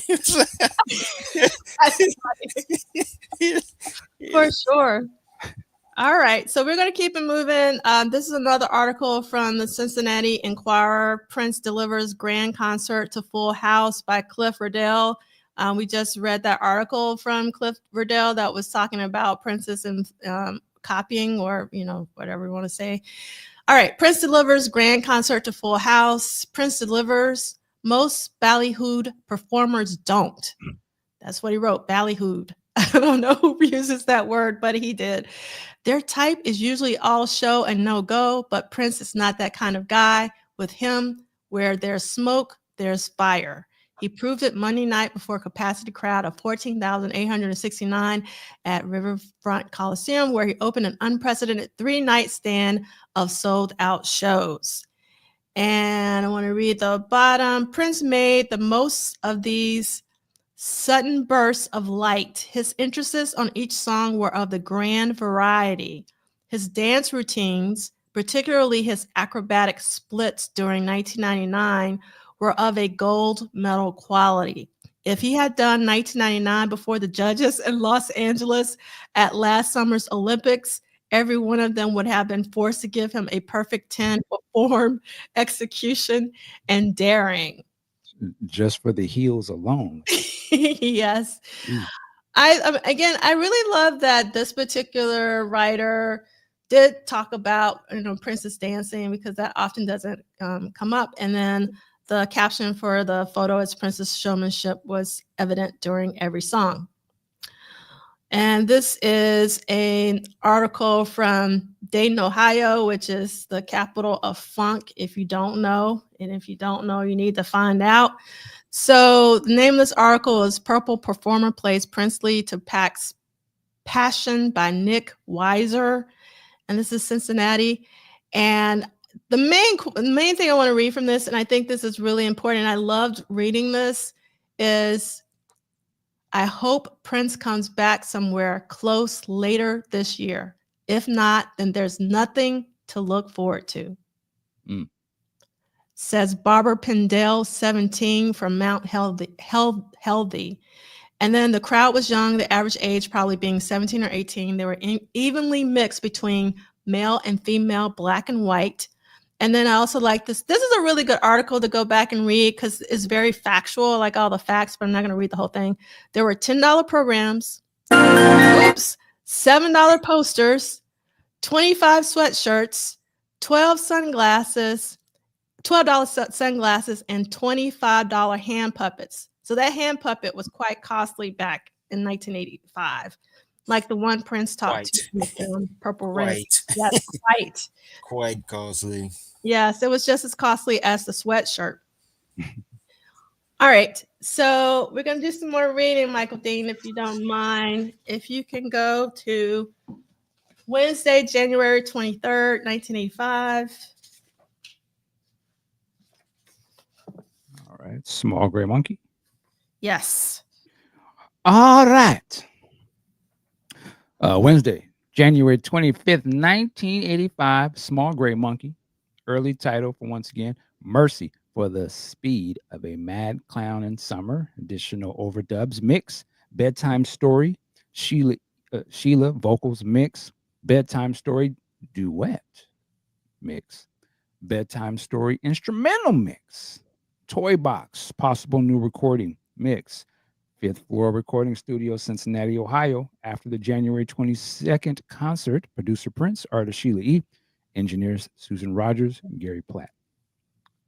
Read the quote. Skip the quote. Just read the first paragraph and then skip down to additional work.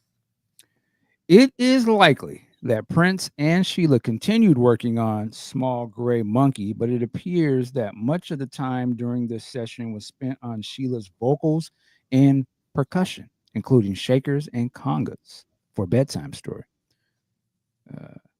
An instrumental mix and a version that turned the song into a duet between Prince and Sheila were created. Boy, I'd love to hear that.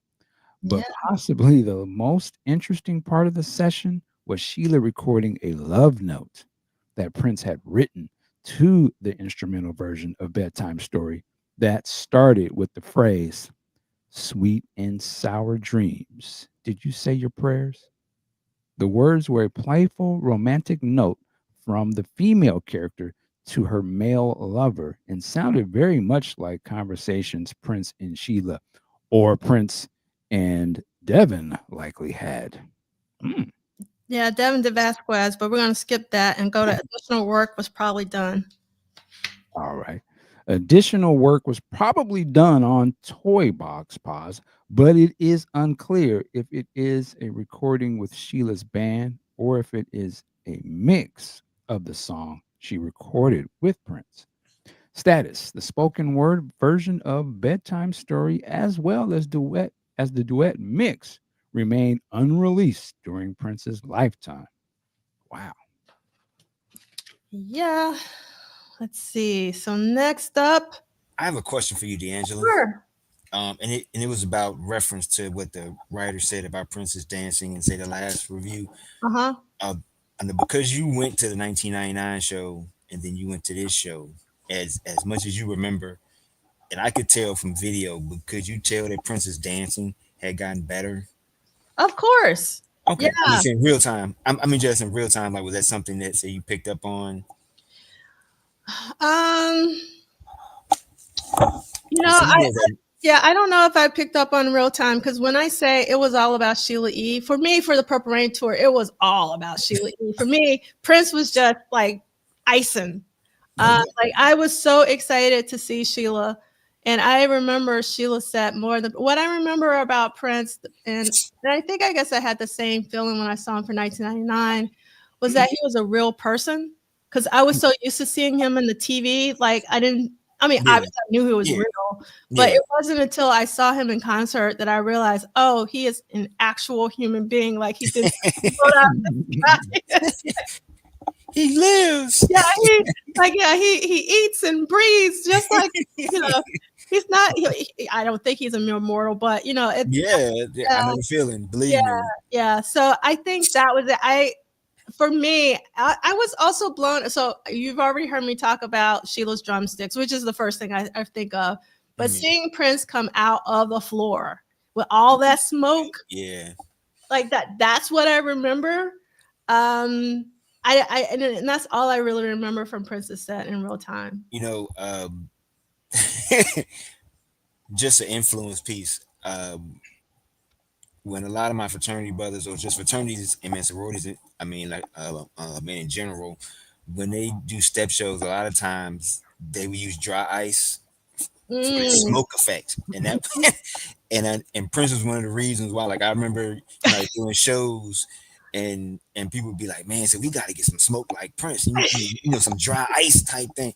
And I mean, that's just how far like his influence went, in terms of just everything and how it just impacted the culture. Like like there are like I know like for my fraternity, there are like a lot of line names like Purple Rain, REIGN. You know what I'm saying? There are a lot of times guys have used like Gigolos Get Lonely Too coming out, you know what I'm saying? Like step show entrances.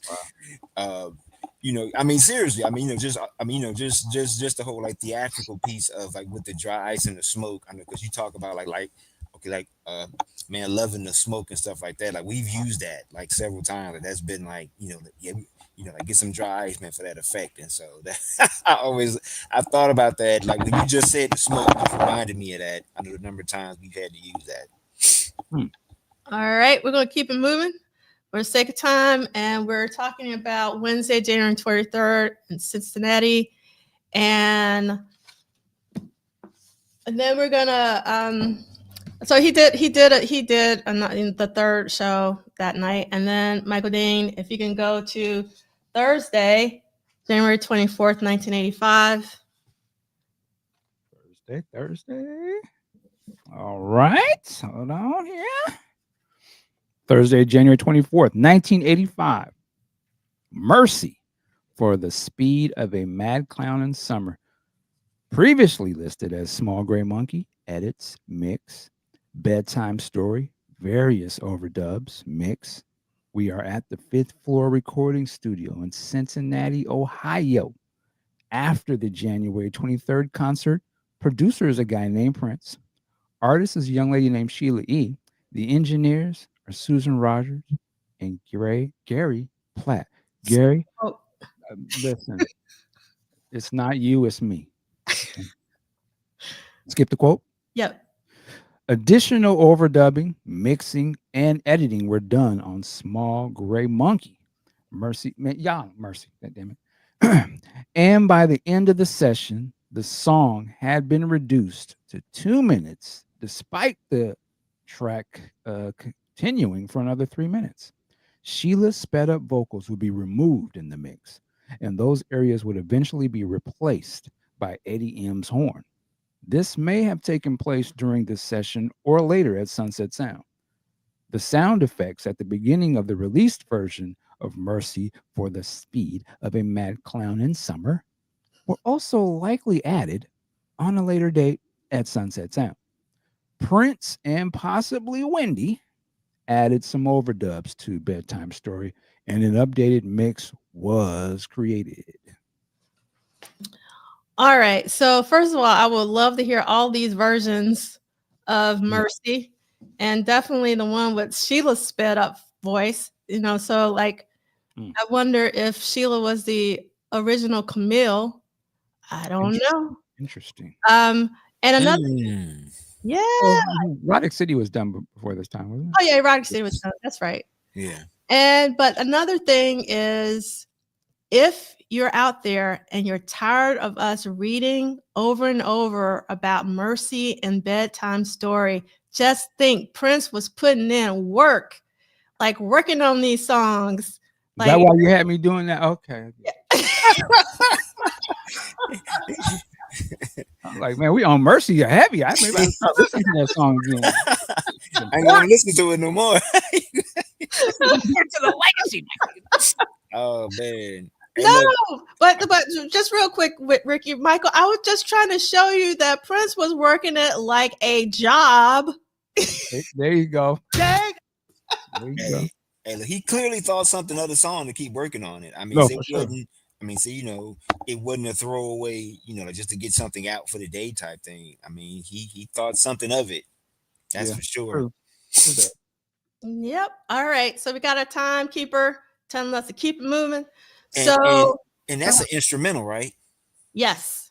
Hey, could be some early Madhouse seeds in that. I'm gonna have to go back and listen to it again. I actually love that song. I would love it. Like I said, I generally would love to hear all versions of that song.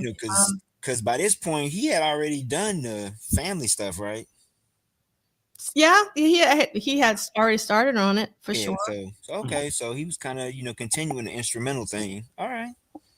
Okay, so really quickly, I'm going to read from another Dayton, Ohio, Dayton Daily News, and there's 2 articles on this one page, so it's a full page action. The first article is called "Let's Go Crazy."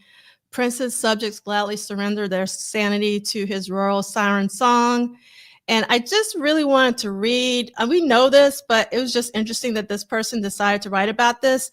Inside the arena, hold on. Thank you very much for letting me know. You know who you are. Inside the arena, the restroom was full of young men who were switching into freshly purchased Prince t-shirts, $13 each, and sweatshirts, $25 each. The so-called novelty booths also sold black lace veils like the one that Prince sometimes wears, and hand puppets like the one that Prince talked to in the film Purple Rain. Of course, there was the usual assortment of posters, buttons, and programs. I just thought it was interesting that this particular writer talked about the boys going in, changing their shirts. I thought that was kind of cool.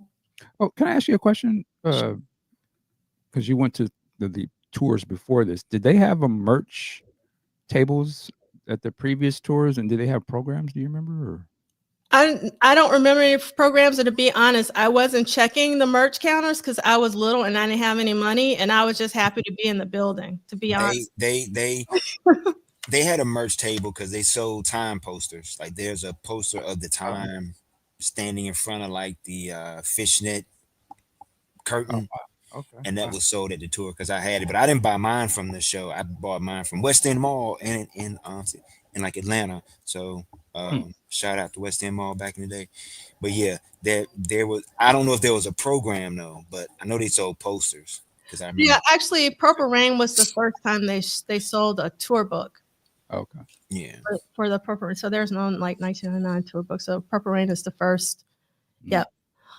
All right, so the second one I want to read, because this is actually a counter to some of the other articles we've been reading a lot. Revolution, No Revelation for Mom. And this is Marianne Peters, 41 years old and holding, and a freelance writer from Beaver Creek. Her children are 14, 12, and 7. I went to a rock concert with my 3 children Monday night, or at least I think I did. Prince is what the 80s generation calls a rock star. Parents, be comforted. This is PG-13 rock and roll. Prince does no drugs or alcohol. Certainly some of the songs and moves are suggestive, but the opening number, Dearly Beloved, that's not Let's Go Crazy, but it's Dearly Beloved, affirmed the afterlife. Mid-concert, there was a long set with Prince alone at the keyboard talking to God, in which he said, I know I said I'd be good, but they dig it when I'm bad. Prince had, and that's in italics, a reputation for being bad, but at this concert, he was cute. The whole concert was cute and fun, a slick, expensive package. The security guards looked like Tom Cruise and Rob Lowe. Much of the audience did too, or perhaps Bill Cosby and family. We're talking clean here, folks. At this point, I must make a confession. I'm not a mother by profession. My children made me one. Inside, I'm Sheila E., the dazzling lady drummer who opens for Prince. I should wear lace tights, play neon drumsticks, and fling full-length chinchilla across the stage. I grew up in St. Louis, dancing to Chuck Berry and Ike and Tina. A rock concert in college was Ray Charles, or at the bottom of the heap, Hot Rocks. I don't know Hot Rocks. Down and dirty rock stars, drugs, sex, rock and roll. So during this concert, I did what I've always done at concerts. I slipped away from my little darlings and sneaked down front. A rock concert should make my sternum pound, make me sweat, make me deaf. And I want to make eye contact with the star. Make no mistake, Prince and the Revolution were good. The electronics, the smoke machines, the brocade, Edwardian costumes, they worked very hard to entertain, singing all their hits from Belle of St. Mark to Purple Rain.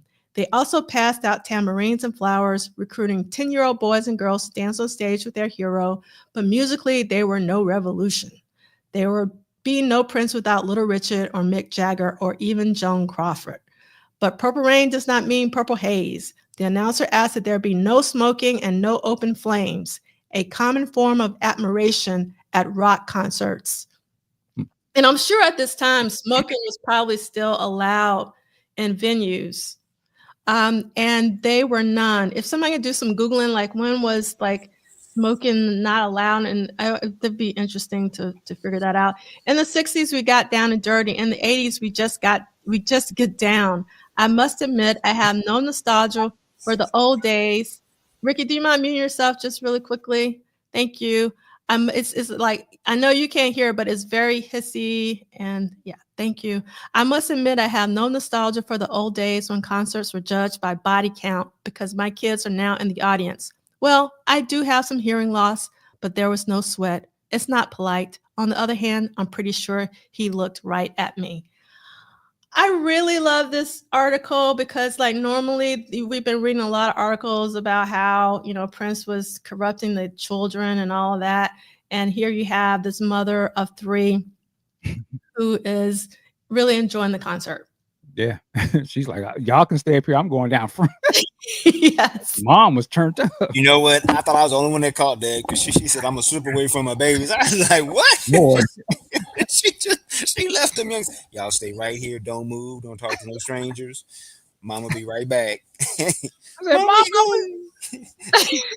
we're going to see Luther. Keep sweating. No, I'm going down front. I'm going to see my baby Prince. You had to get down. Y'all front. y'all stay right here. Don't move till I get back.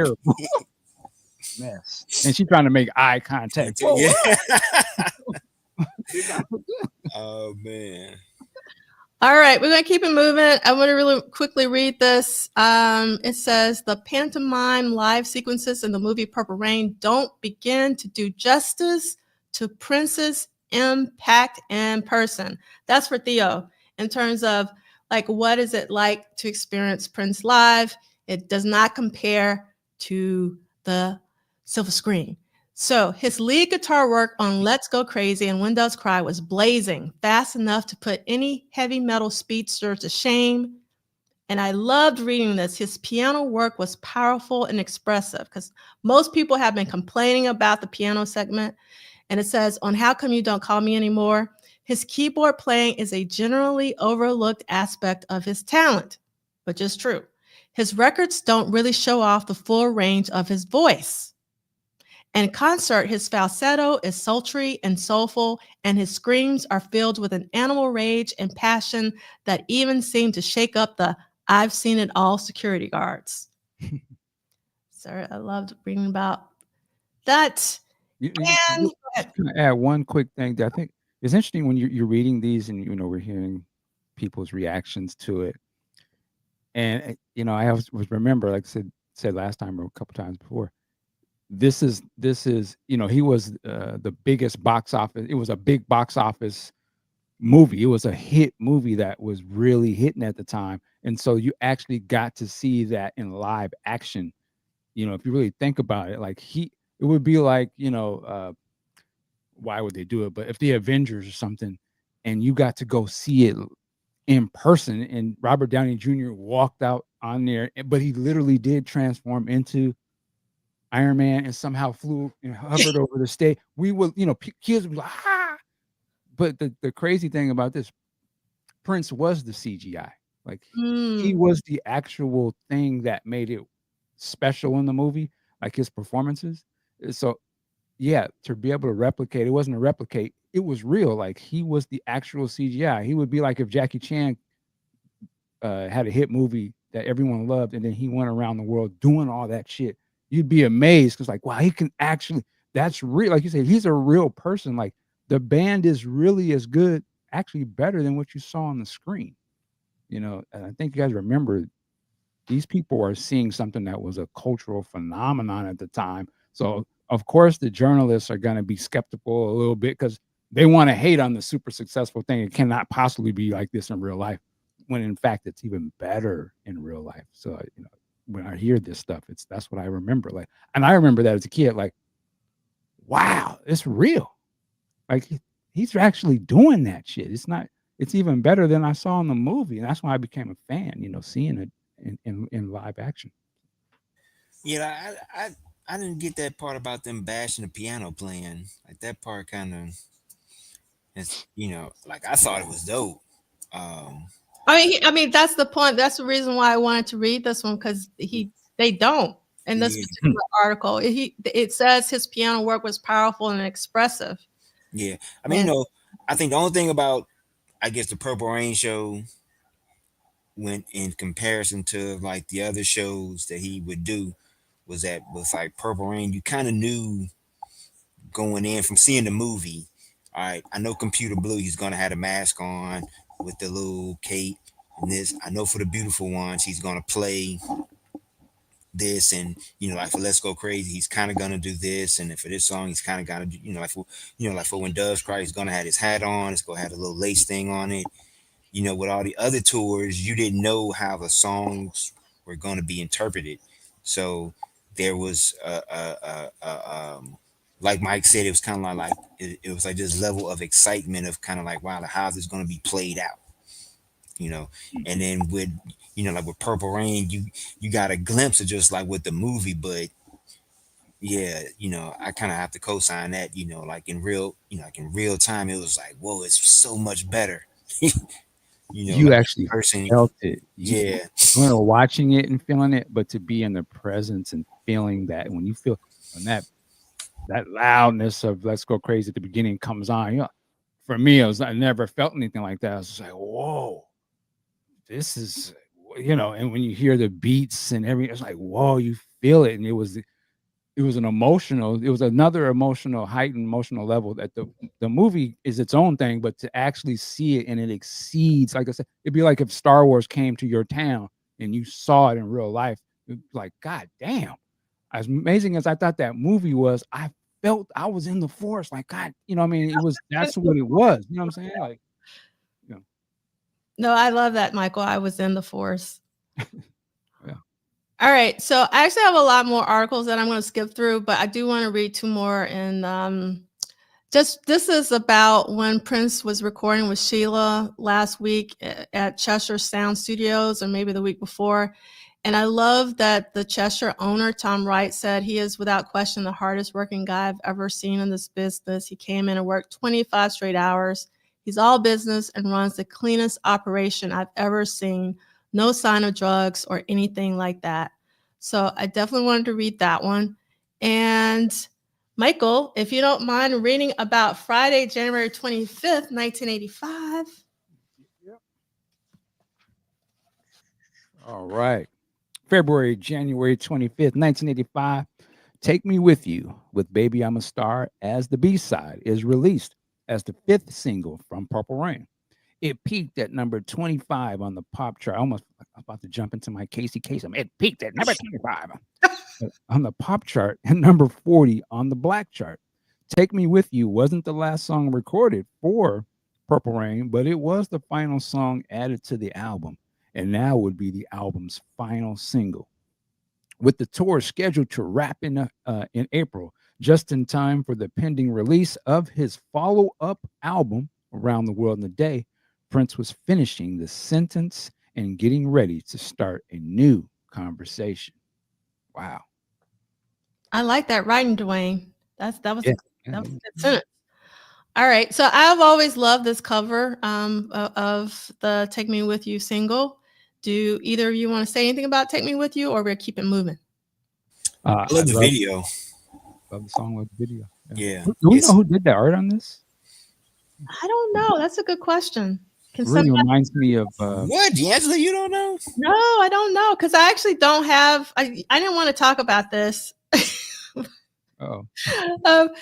I don't want to talk about. I'll just keep it real. Oh, you don't like this song, do you? I don't like this song. Therefore, I never bought the single. Therefore, I don't have it. And, wow, you really don't like it. You didn't buy the single. Yeah, You really felt strongly about this one. Yeah, I felt pretty strongly. Even more so than Arms of Orion, because at least I bought the 12-inch for that, but it was because of the B-side. Now, if Take Me With You would have had like an unreleased B-side, I would have been there.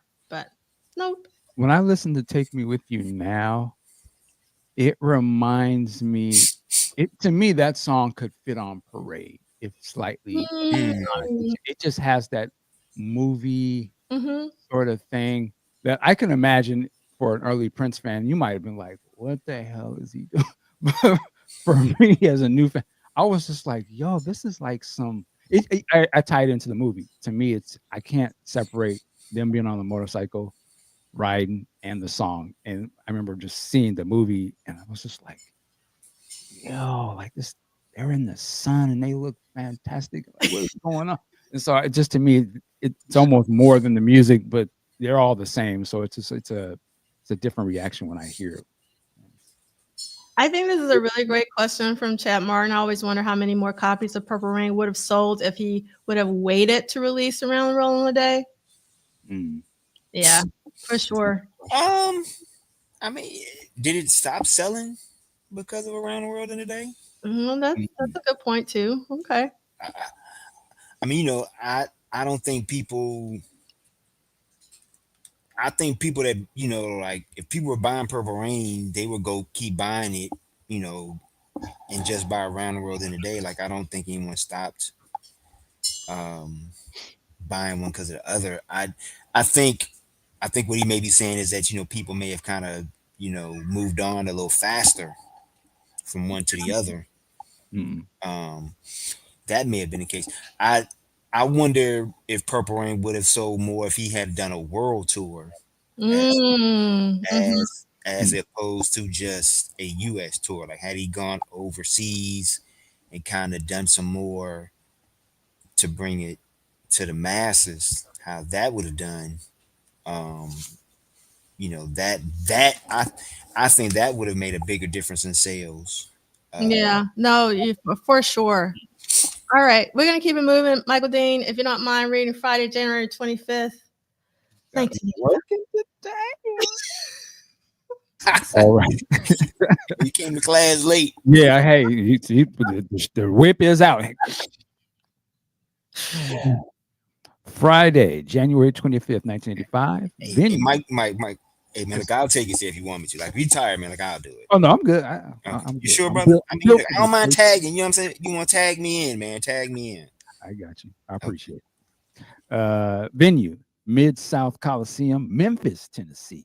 Capacity, 11,200. Attendance unknown. 800, right? Oh, maybe it's different in your book. Oh, it says 11,800. Oh, okay. So it's 200 in here. Skip the quote or skip the quote. All right. During the sound checks in Memphis, Prince continued teaching the Revolution new music, including the recently recorded Bedtime story. Occasionally, he'd play new songs like this during the concerts, likely because it seemed to be important for Prince to continue to update what they played. The show changed a bit, remembers Dr. Fink. It was just to change it up for himself, the group, and also the audience. He wanted to keep it fresh on the road, so he wasn't playing the same thing every night over and over again. He'd get bored, which goes back to probably why he didn't want to keep playing Purple Rain for a year straight. and being on a year-long tour all over the world. It just didn't appeal to him, obviously. So he would have done it. All right. So really quickly, these are the tickets from Friday, January 25th in Memphis. This is a photo from this date, but I don't know who the photographer is, but I love whenever Prince raises up his arms, triumphant. And then this is the after show patch. So your husband's not going to share his Birmingham experience show? Like No, my husband likes to remain off camera. Oh, okay. Yes. Okay, And yes. Is he like just like on the other side, or is he in the room? No, he's in a different room altogether. I don't want to discuss my experience. I'll let you talk. Tell them I enjoyed it. You had all.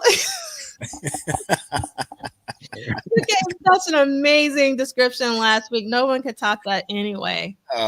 Okay. Thank you, but okay.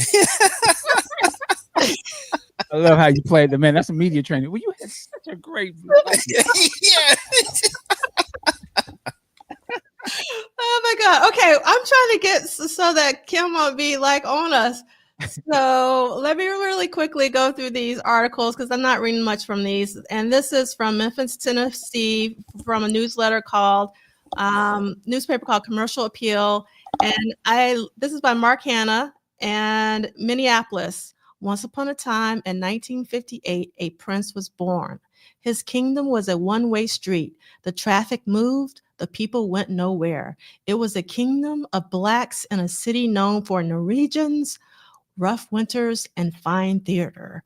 Prince Rogers Nelson is what fairy tales are made of. And then you can read the rest. I just love that. What was that move he was doing? Is that from something or a Darling Nikki?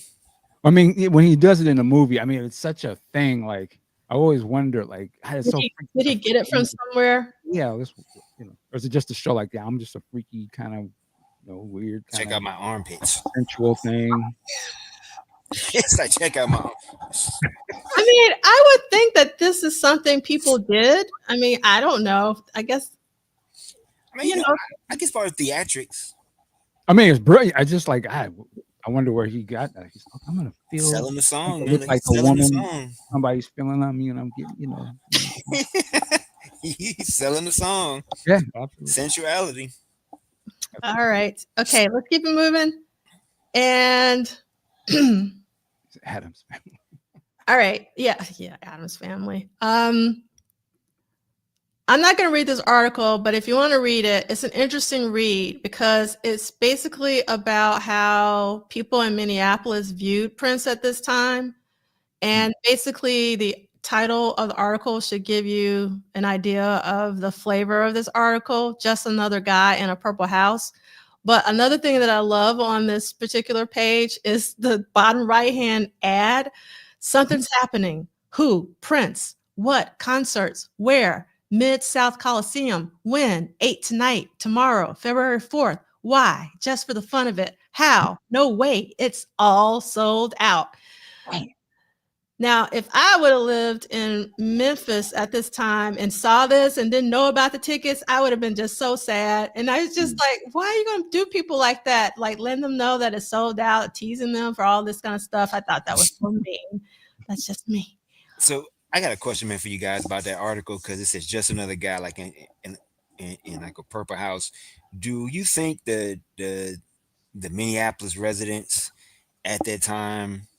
Because I know Prince said he liked it because, he was kind of treated like, say, a regular guy. But do you think they kind of underappreciated? Yeah, I've heard from people who lived in Minneapolis that a lot of them didn't take Prince very seriously until he blew up. Meaning like they, like, I don't know. It's just kind of like you take people for granted, kind of like when you know them, or if let's say they're in your family, or it's like they're not that big of a deal when they're really a big deal. It was kind of more of that kind of flavor. And then also I heard that he was teased a lot, about his size. Even like not just in school, but just by people in the community. Mm. So that's what some people who lived in Minneapolis at the time told me personally. I asked that because like being from Atlanta, like for example, like in a homegrown town like Outkast, Hmm. from the giddy up, Outkast got like love. Mm. Like from the giddy up, Goody Mob got love. Like they would shut Tower Records down on the night of the release, like 12 a.m. It would be packed for like Outkast and Goody Mob. Like they got like even to this day, they get they've always gotten like just love and like hearing people say stuff like that about it took Prince blowing up to just kind of like just be taken serious like that. It's like wow, man, like and now you see him doing all these things for him, and it's like he was there like this whole. I mean, he basically made them famous like worldwide. Like people come from all over to come to Minneapolis, and they ain't coming for the food because I've been there. They don't Well, serve sweet tea. yeah, Hey, I I think mean, I've I been there, think so like just I wonder if they kind of look back at this like wow, like maybe man said we should have given this guy some more love like when we had him, instead of waiting till he blew up. I don't know, maybe that's just I just I well, you just look gotta at look at the population. What's the difference between Atlanta and Minneapolis, and you're a black group? that is true too. That is true too. That is true too. Like maybe ask the people on the north side. They might have always been. Yeah, we know who Prince is. That's such Yes, cousin. He's a yeah, homie from around the way. But maybe the people who control, the establishments. well, Chad had a good comment. Put that back up to D'Angelo. I know he said he always started taking. Okay, yeah. See, man, look. But that's a lot of places. Like I said, to me, I think a lot of hometown artists don't usually get the love from their city unless, and hip hop and things that could be different. There's a bigger base for that. Like, yeah, you're in Atlanta, you're in a black mecca. Yeah, they're gonna hold you down if you good. Versus if you come out of some other city where population is super minority, and Well, you might not get that. They're only gonna pay attention to you when you become about the money. When it's a big thing. Oh yeah, well, come on. well, That's just how it I rocks. will. I I will say this: where I'm at now, which is in Richmond, Virginia. This is home of like D'Angelo. Mhm. He don't get that kind of love like that, like you would think. Yeah, but he don't You be know, outside like that. I mean, now yeah. even earlier on, you know what I'm saying? Like initially, like his first show here, like when he did the Brown Sugar tour, and he came, it wasn't a sellout. Now the Voodoo tour, with the How Does It Feel video and all that, that sold out. Like when he got around to that point, but like after that, when he, like the Black Messiah shows and stuff like that, he didn't even do a Black Messiah show here. Oh wow. Right. See what I'm saying? And so What um city is this again? Richmond, this is this where he Are was there other groups from that area? um on that level of notoriety. Well, I mean, No. isn't Pharrell from Virginia Beach? He's from like he's from the Tidewater area, which is maybe like an hour and a half away. You know what I'm saying? Something like that. This rapper by the name of Mad Skills or Skills. Okay. He's kind of known for doing the year-end wrap-ups. You may Yeah. hear sometimes. You Mhm. know, yeah, Skills is from here. So, but like D'Angelo is like the largest on like a larger scale of that kind of magnitude. Because I remember going to like the Voodoo show, and it was matter of fact, he filmed his Send It On video here. I don't know if you've seen that Oh, video, okay. Yeah, but absolutely. yeah, like he filmed that here. And so, but he doesn't like, like when he, kind of, was coming back right before Black Messiah came out and he was doing shows and stuff, he didn't do a thing here. Missy's from like the Tidewater area where like Pharrell is from, which is like, like 2 hours away. And as well as Timbaland, right? Yeah. Yeah. And TP is saying when I lived in Richmond, the big thing was Gear, a heavy metal group. I believe that. Yeah. Guar. Guar. Yeah. Wow, I've Yeah. heard of that. Yeah. It's Yeah. scary. But I mean, so, like D'Angelo, eh, I guess the most, I guess the thing, like Mike said, that I would hear just being I think in music circles, it was always 6 degrees of separation of somebody that knew him from like, oh yeah, like say my cousin used to date him, or like my man used to play with him in church, or Mhm. he did talent shows at this spot that this guy I know helped put on and stuff like that or whatever. It was always that type of thing. But in terms of like love, like like Goody Mob Outcast type love thing, it's nah. It's not, no, not. I think that's good. But I think that area holds down all those artists from Atlanta. Like, I'm sure T-Boz, Oh TLC, yeah, all them. yeah, They yeah. don't. I mean, That's a area. the people who are from Atlanta, like homegrown, like went to school, grew up, type Yeah. deal. Yeah, like they get that, because I knew them, or I mean they was in my class and something like that or whatever type love. Yeah, but just kind of the same thing. Like I'm sure, like if D'Angelo was to come back now, I would hope that Richmond would show up for him and sell out. Honestly, um, but I We don't know. hope so. We hope so. So I'm going to keep it moving because we got to get to the end. And so I just wanted to show this to show that Prince got this double spread. And this is one of my favorite images in the outfit, the magenta and black one, in this Memphis, Tennessee newspaper. And with this one, I'm gonna skip this one, but I do want to read this one paragraph from this.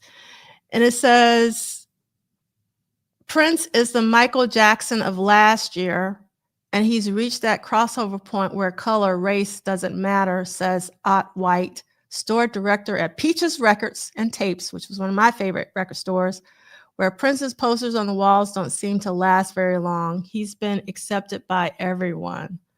Nice. So might want to check this one out.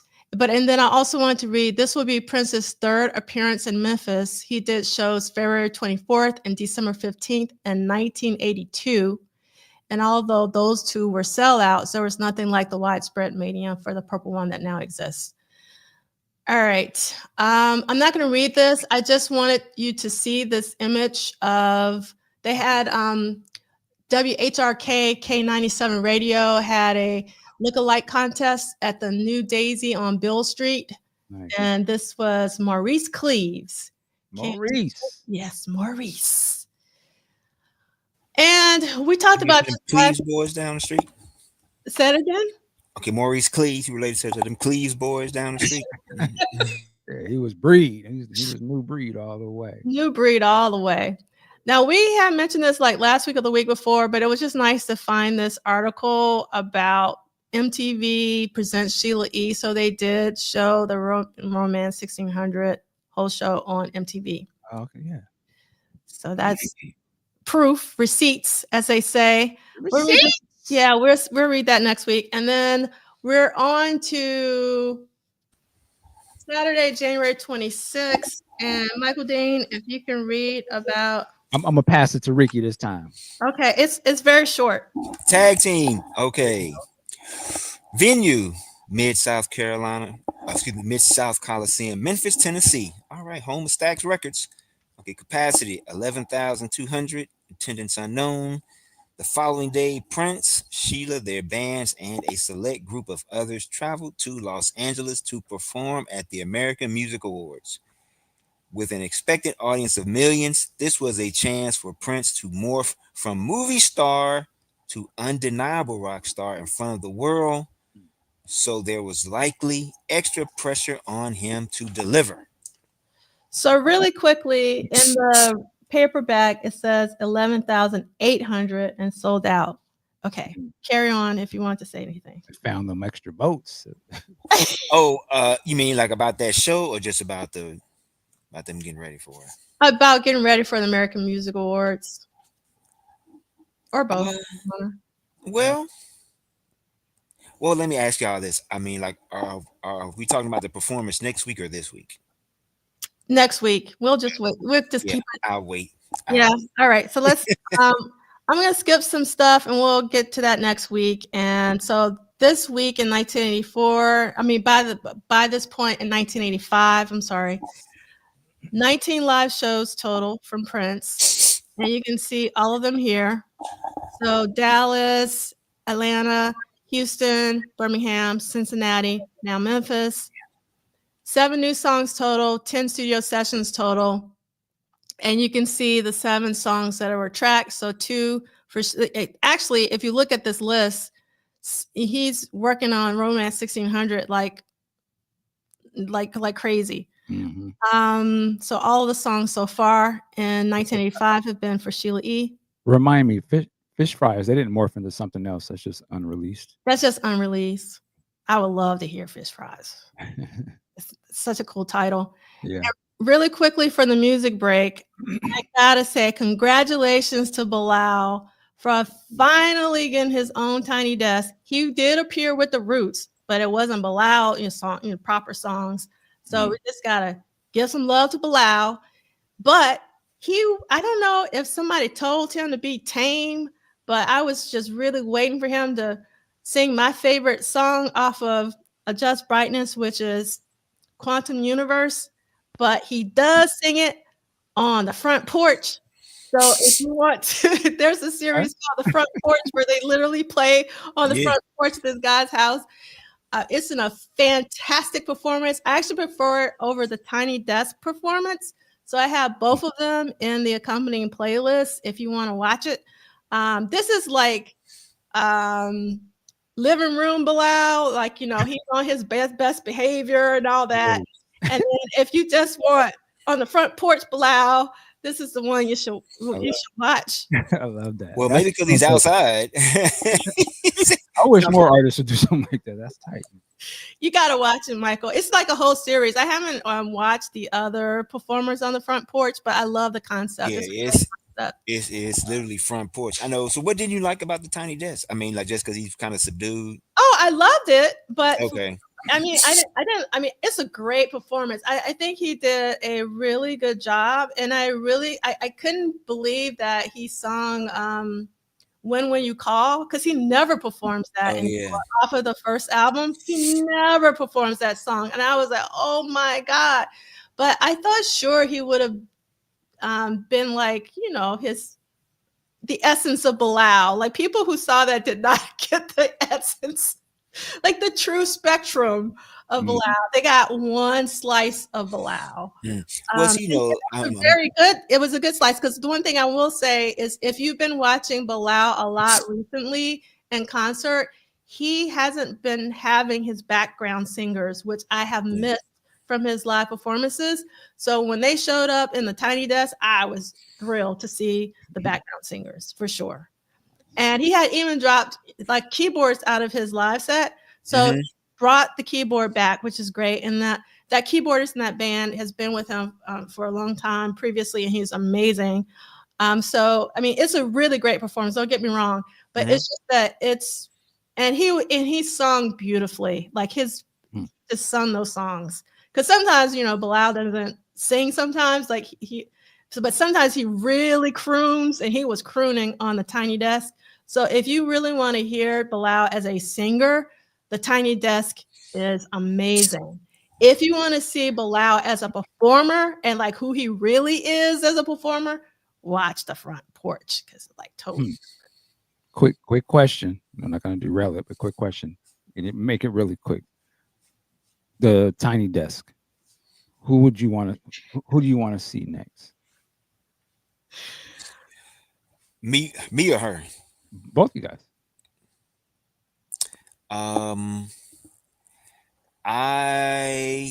This person has already. Well, you mean somebody that hasn't done it before? Yeah. Oh, D'Angelo. Okay. I think D'Angelo would go on there. I think he would do like him playing keyboards and like bass, drums, keys, some horns. I think he would like deliver.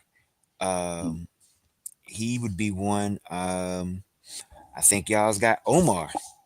I don't know if he's been on there before. No, Omar would be fantastic. I think he would be on there. Man, thing about tiny desks, like the selling thing, man, for me, and I'm a band guy, like the front people get credit, but the bands was really been carrying like a lot of folks, like making them sound better than what they normally do.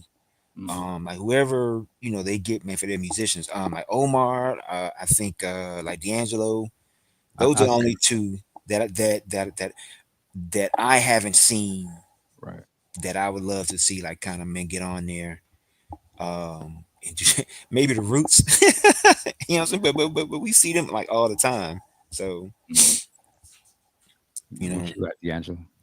I mean, but the Roots have already been on there. In fact, oh, Bilal, have they? yeah, Okay, Bilal okay. actually was with them when the Roots. I'm actually with Ricky. I would love it. I love D'Angelo. I think he's incredible, and Omar. Sade would shut that down. Oh yeah, Sade would be amazing. The other one I would pick is Rashawn Patterson. Man, they need to get him. Yes, Oh, yes, Michael, yes. Michael. So at the Omar show, guess who showed up? I seen them some pictures. I'm hating. Rashawn Patterson showed up. Patterson showed up, and Omar invited him on the stage. That's what I'm talking about. I wish he would have sung like more songs. I love Rashawn Patterson. Yeah, He would shut that down. yeah, For sure. And we got a Tevin Campbell. Oh yeah. yeah. That would be dope. Actually, it would be dope. I could see. You know who I would love to see? I would love to see Rashawn with Tevin and with Brandy, just because he kind of connections to both of them. Or and Shanice Wilson. Yeah. I love your smile, Shanice. Hey, woo!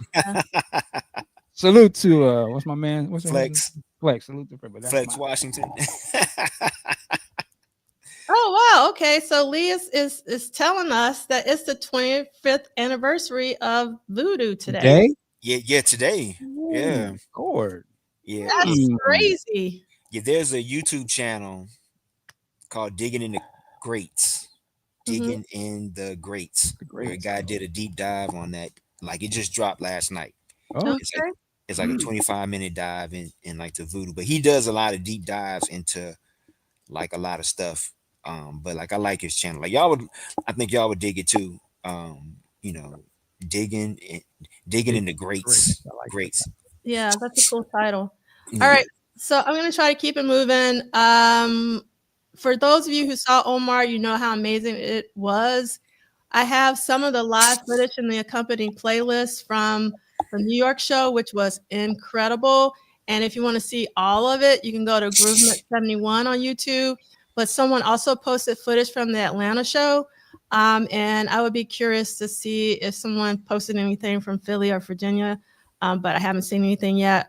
But if you don't know who Omar is, for the videos that I put in there, I put the original songs in the accompanying playlist so you can actually hear them. And once you listen to him, you'll understand why he is a living legend. Omar is been putting it down for like 40 years and he hasn't aged and he sounds amazing and he writes all his own stuff and he's just incredible. So underrated.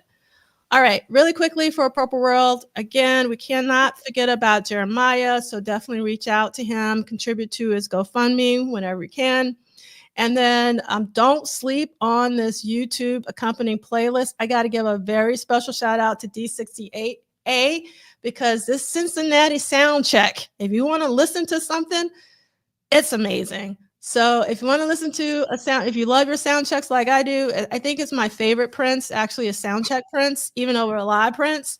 What? Yes. Whoa, that's a heavy statement. All right. I love sound check and rehearsal Prince. That's my number one. Oh yeah. This is amazing.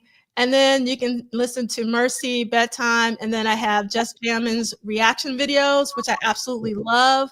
His commitment to not just listen to Prince, but listen to all of the related artists, including Sheila E. So he actually does the entire Romance 1600, but I just put in the ones for the three songs we talked about this week and A Love Bizarre. And then if you haven't watched the full Live Romance 1600 show, there's a link to that as well.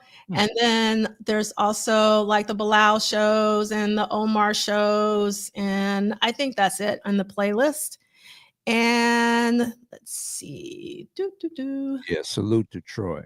Absolutely. I don't know if that's in your thing there, but what I don't know what's going on with Troy. I hadn't heard. Health stuff, cancer related. He's got a Oh GoFundMe no. and everything. But yeah, we got his pin on today. Oh wow, I hadn't heard it because I haven't been on social media. So thank you for letting me know. Thank you, Jesse. See, Jesse knows what's up. Sound check Prince is off the charts. That's right. Thank you, D, because it's a lot.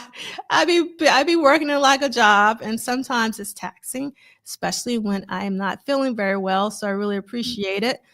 All right, so Michael Dean. So you take that Robitussin. I don't know why you keep trying to, you know what I'm saying, act like you ain't take Robitussin and lay yourself down somewhere. Lie down. Them old folks used to say, go lie your body down somewhere. You know, take you some Robitussin.